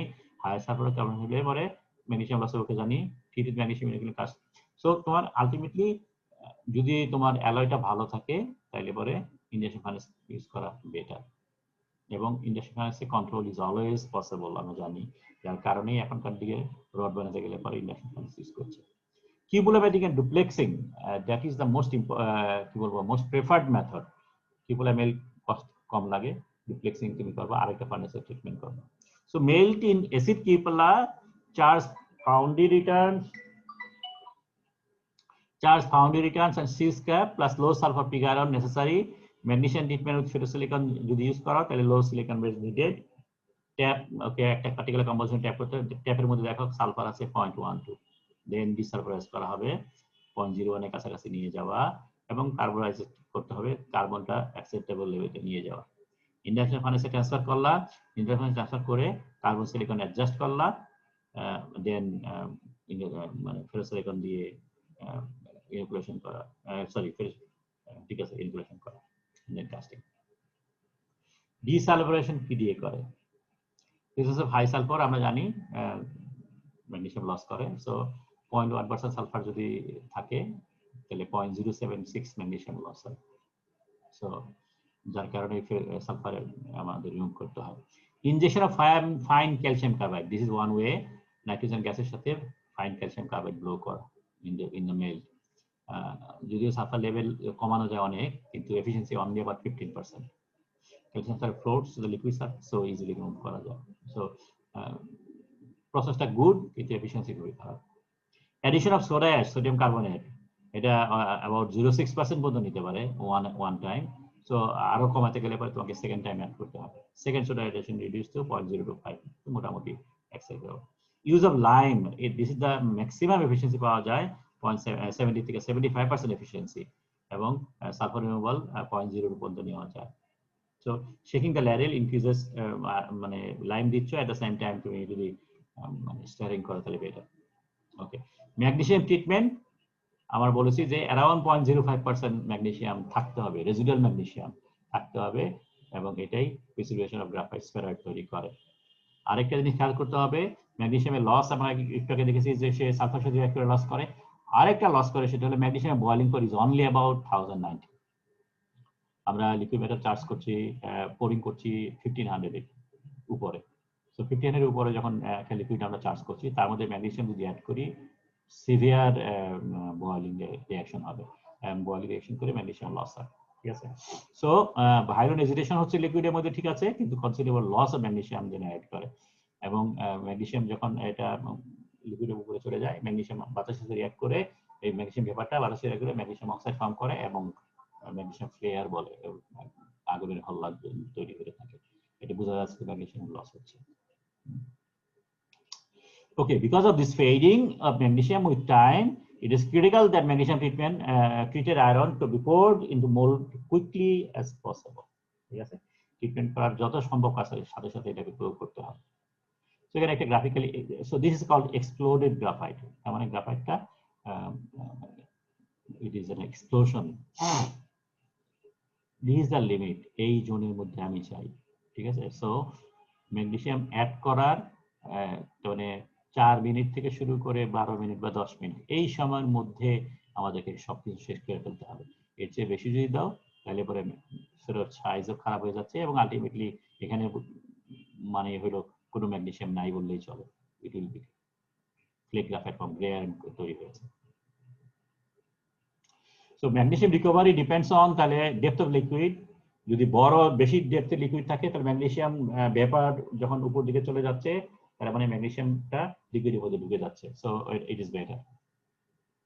Liquid temperature, high liquid temperature causes more loss. Okay, this is obvious. Particular treatment আমরা কোন ভাবে ম্যাগনেসিয়াম ঢোকাচ্ছি তার উপরও ডিপেন্ড করছে। একটা ম্যাগনেসিয়াম রিকভারি একটা ফর্মুলা আছে, এটা দিয়ে আমরা আনুমানিক গেস করতে পারি ম্যাগনেসিয়াম রিকভারি কত পার্সেন্ট হচ্ছে। তাহলে sulphur in the base metal minus sulphur residual, এটা গুণ করতে হবে 0.76 দিয়ে, কারণ আমরা বলেছি যে এক ওয়েট সালফারের সাথে এত ওয়েট ম্যাগনেসিয়াম লস হয়। রেসিডুয়াল ম্যাগনেসিয়াম কত পার্সেন্ট আছে, ম্যাগনেসিয়াম অ্যাড করছে কত percent. So this is the approximate formula for magnesium recovery.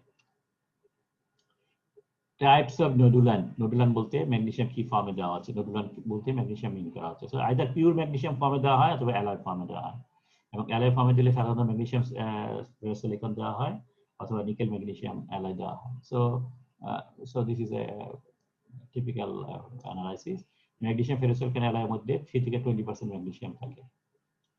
So code wire 40 থেকে 95%, ম্যাগনেসিয়াম ইনগট বা ওয়্যার মানে হলো almost 100% magnesium.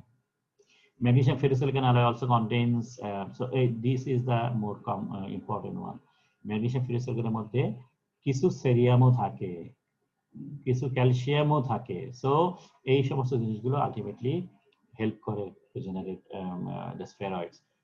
Certain elements which may present the base metal have inhibiting property, তার মানে noodle হয়ে দেয় না। Aluminium, arsenic, bismuth, lead, tin, titanium এগুলো পয়জন অফ ডাক্টাইল আয়রন। এছাড়াও অ্যান্টিমনি, টেলুরিয়াম, সেলেনিয়াম, সো এই সমস্ত জিনিসগুলো থাকলে পরে লিকুইড বেস মেটালের মধ্যে তাহলে পরে নুডল কাউন্ট তো জেনারেট করা difficult. The combined effect of two, একটা থাকলে পরে যত এফেক্ট হয়, দুইটা থাকলে আরো বেশি ডিফেক্ট হয়, even more harmful. The addition of cerium and other elements, একটু আগে যেটা বললাম যে সেরিয়াম অ্যাড করা বা আদার ক্যালসিয়াম অ্যাড করা, এগুলো করলে পরে এই এফেক্ট গুলোকে সে সাপ্রেস করে। ওকে, ট্রিটমেন্ট মেথড যদি দেখি তাহলে দিস ইজ ওয়ান মেথড। তোমার ল্যাডেল আছে একটা, ল্যাডেলের নিচে একটা কোণার মধ্যে তুমি ম্যাগনেসিয়াম যে ফর্মে দাও, সেই ম্যাগনেসিয়াম আইপিও মেটাল অথবা অ্যালয় সেটা দিয়ে উপরে লিকুইড মেটাল ঢাললা, ঠিক আছে। যদিও মনে রাখো ফেরোসিলিক অ্যাডিশন এভাবে করা যাবে না, ঠিক আছে। Open ladle method, this is call open ladle method, ঠিক আছে। অবভিয়াসলি খেয়াল করতে হবে এটার হাইট যেন লম্বা হয়, ইউজুয়ালি 2:1, এর ডায়ামিটার 1, হাইট 2, তার মানে বেশি সময় ধরে ভেপারটা যেন সে স্কেপ করতে পারে, বেশি সময় ধরে যেন স্কেপ করে, যাতে করে ম্যাগনেসিয়াম লিকুইডে ঢুকে যায়। Flexible and low cost but not very efficient obviously. This is the more common practice, সেটা হলো স্যান্ডউইচ মেথড। এখানে যেটা করা হয়, এই লেডেলটার বেসটা এরকম থাকে, একটা গর্ত থাকে, সেই গর্তের মধ্যে অ্যালয়টা দিয়ে তার উপরে লোহার sheet, steel scrap, chips etcetera অথবা ফেরোসিলিক হতে পারে, এগুলো দিয়ে ঢেকে দেওয়া হয়। ঢেকে দেওয়ার পরে চার্জ করা হয় অন্য সাইডে, তখন সো এখানে ম্যাগনেসিয়াম রিকভারিটা বেটার হয়। আরেকটা মেথড আছে অ্যাডিশন, সেটা হলো সামটাইমস কভার দেওয়া হয়। কভার দিলে পরে এই যে গ্যাস যেটা আছে সেটা উপরে চলে যেতে পারে না, এজ এ রেজাল্ট এটা নিচেই থাকে, সো ম্যাগনেসিয়াম রিকভারি বেটার হয়, so eliminates glare and fumes. আরেকটা মেথড আছে কমন মেথড, যেটা সেটা প্লাঞ্জার মেথড। প্লাঞ্জার মেথডে কি হলো যে একটা পোরাস একটা ম্যাটেরিয়াল, সেই ম্যাটেরিয়ালটা এরকম এরকম থাকে সাধারণত, এখানে অনেক পোর থাকে। সো এইটা একটা লোহার রড দিয়ে, এখানে যেটা দেখা যাচ্ছে লোহার রড দিয়ে এটা মধ্যে অ্যাটাচমেন্ট করা, এখানে যদি মেকানাইজ সিস্টেম কথা দেখানো হয়েছে। সো এই এর মাঝখানে একটা হোল আছে, সেই হোল দিয়ে মনে হয় এখানে না হোল না, এটা জাস্ট এই রডটা উপর নিচে করা হচ্ছে। তো এইটার ভিতরে ম্যাগনেসিয়াম দিয়ে অথবা তুমি এটা নিচের মধ্যে তোমার ট্রিটমেন্ট অ্যালটা দিয়ে ওইটা দিয়ে এরকম ঢেকে রাখা হয়। ঢেকে রাখার পরে তার উপরে চার্জ করা হলে পরে তো এইটা একটু সময় পায় কিছুক্ষণ ধরে হোল্ড করার, এবং এই ফাঁক দিয়ে তখন গ্যাসগুলো ম্যাগনেসিয়াম ভেপারগুলো ভিতর দিয়ে বেরিয়ে যায়। তো এটা রিকভারিটা higher magnesium recovery then open ladle method.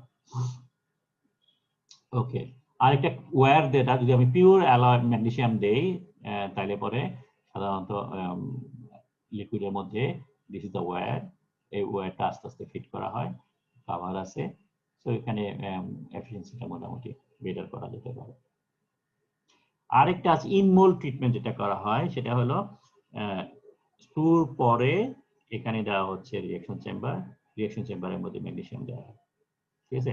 কিন্তু খেয়াল করতে হবে যে আমরা যে মানে মেল্টিং প্রসেসের মধ্যে যে সিরিয়ালি যেটা বলেছি, সেটা হলো যে ডিসালভেশন করার পরে ম্যাগনেসিয়াম অ্যাডিশন করছি, ম্যাগনেসিয়াম অ্যাডিশন করার পরে ইনোকুলেশন অবশ্যই করতে হবে, ঠিক আছে।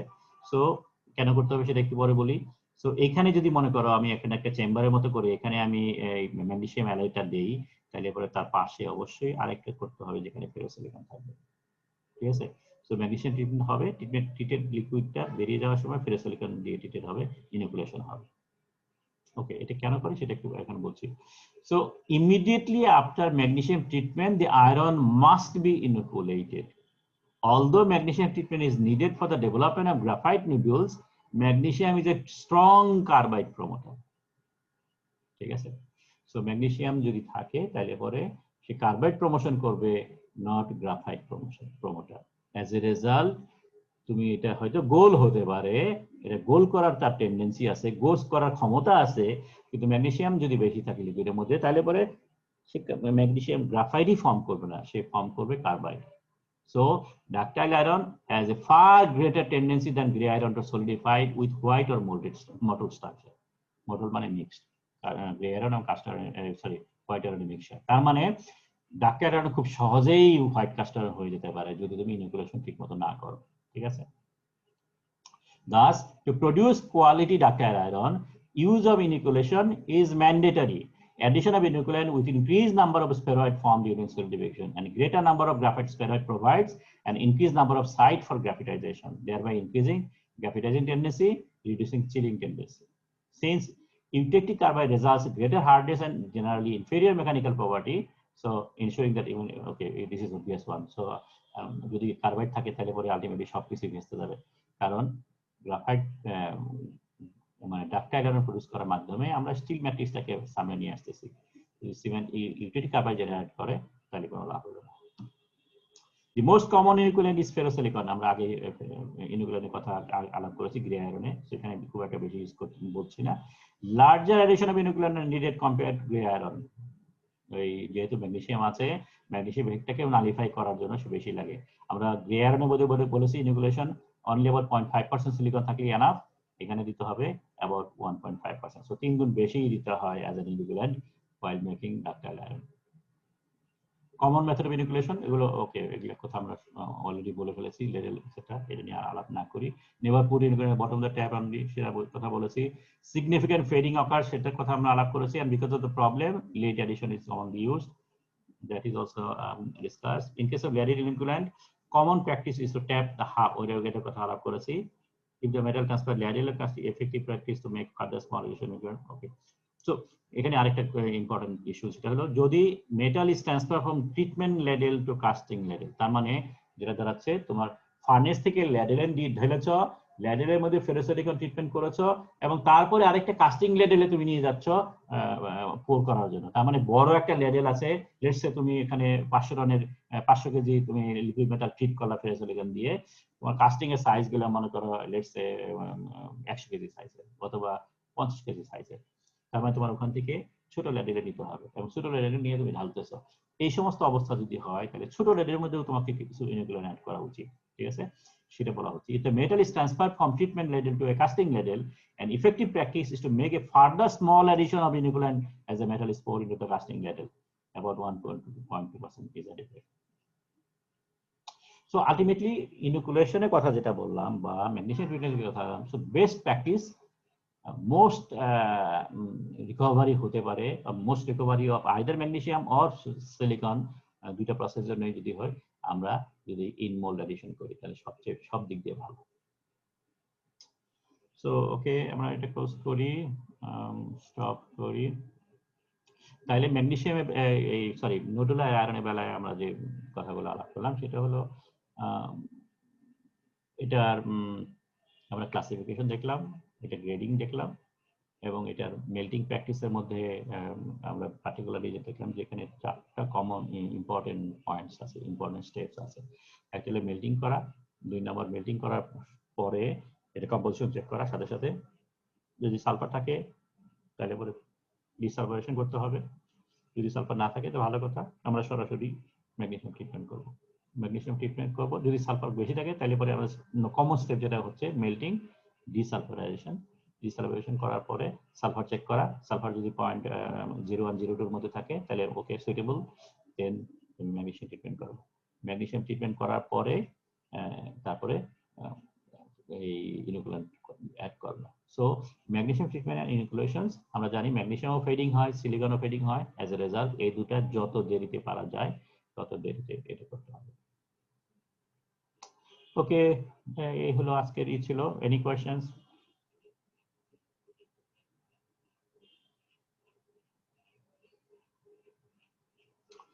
ওকে, তাহলে যদি কোনো কোশ্চেন, হ্যাঁ বা ম্যাগনেসিয়াম কি করে গ্রাফাইট কে রাউন্ডেড আপ করে, এটা স্যার এখনো পর্যন্ত ডিসকভারি করা পসিবল হয়নি কেন?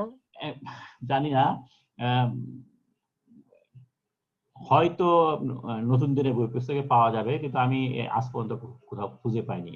আমাদের যে এএসএম এর বুকলেট আছে যেগুলো, অথবা আমাদের যে হ্যান্ডবুক যেগুলো আছে সেগুলো রিলেটিভলি পুরানা, যার কারণে আমরা এখনো মানে সুযোগতা এখনো জানা যাচ্ছে না, এটা এস্টাবলিশ না। হয়তো মানে ইন্ডাস্ট্রিয়াল ডকুমেন্টেশন যদি থাকে সেখানে হয়তো পাওয়া যেতে পারে, কিন্তু মানে ওপেন টেক্সট বুক যেগুলো আছে বা ওপেন রেকর্ড যেগুলো আছে সেগুলোর মধ্যে বলা হচ্ছে এখনো ক্লিয়ার না। তবে আমরা এটাকে সারফেস প্রপার্টির সাথে রিলেট করতে পারি, থার্মোডাইনামিক্সকে এখানে আমরা যুক্ত করতে পারি। সে সারফেস প্রপার্টিকে সামহাট মডিফাই করে, অবভিয়াসলি সারফেস টেনশনকে সামহাট এটাকে আইদার মিনিমাইজ করে যাতে করে এটা সহজে গোল হয়ে যায়। এটা থার্মোডাইনামিক পয়েন্টে আমরা আন্ডারস্ট্যান্ড করতে পারি। এটা কিভাবে এটা করে সেটা আলোচ্য বিষয় হতে পারে। স্যার থার্মোডাইনামিক্স আনলে তো তাহলে sir magnesium, carbon, silicon, iron এদের তো অ্যাক্টিভিটি কোএফিসিয়েন্ট, অ্যাক্টিভিটি প্যারামিটার এগুলো তো স্যার ডিসকাস করতে হবে, তাই নয় কি স্যার? অবশ্যই অবশ্যই আমরা ওই সারফেসের যে মানে অ্যাবজর্পশনটাও তোমার চলে আসবে, যে সারফেসের ভিতরে অ্যাবজর্ব হয়ে নিয়ে এটাকে মিনিমাইজ করছে। এটাকে যদি আমরা সারফেস টেনশন কমানোর কথা বলি, তাহলে সারফেস টেনশন কমে এটাকে গোল করতে গেলে সারফেস টেনশন কম হতে হবে, অবভিয়াস ইস্যু, তাই তো? যত সারফেস টেনশন কমবে তত এটা গোল হবে। ওই জাস্ট এটার সাথে তুমি চিন্তা করো যে লিকুইডের ভিতরে বাবল ফর্ম করে, মনে আছে আমরা একটা এক্সাম্পল বলেছিলাম, একটা বাবল জি ফর্ম স্যার। করতে গেলে পরে 76,000 অ্যাটমসফিয়ার প্রেসার লাগে, কিন্তু আমরা যদি সারফেস টেনশন কমাই দিই এটাকে কমিয়ে যায়। জিনিসটা এরকমই, মানে বেসিক্যালি থার্মোডাইনামিক্স আছে এটা।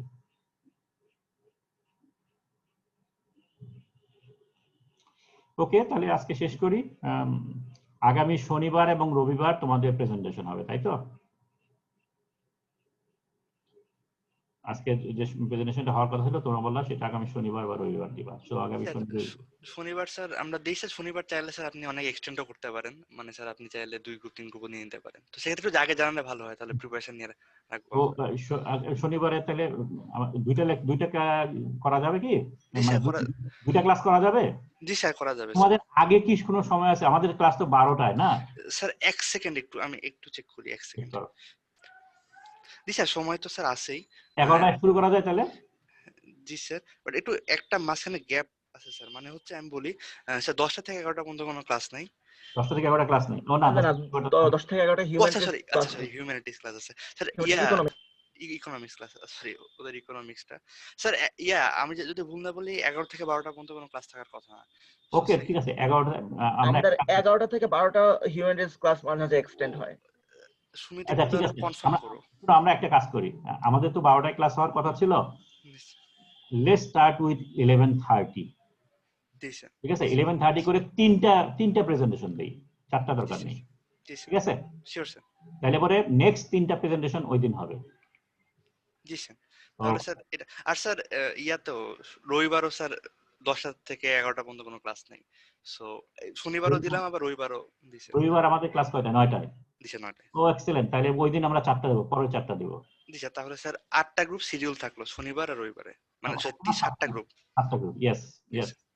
ওকে, থ্যাংক ইউ ভেরি মাচ। আর তুমি আমাকে জানাবা যে এই ফিডিং ডিজাইনের উপরে যে ক্লাস টেস্ট হওয়ার কথা সেটা কবে করবা? আচ্ছা স্যার, শিওর স্যার। ওকে, শেষ করি আজকে। খোদা হাফেজ।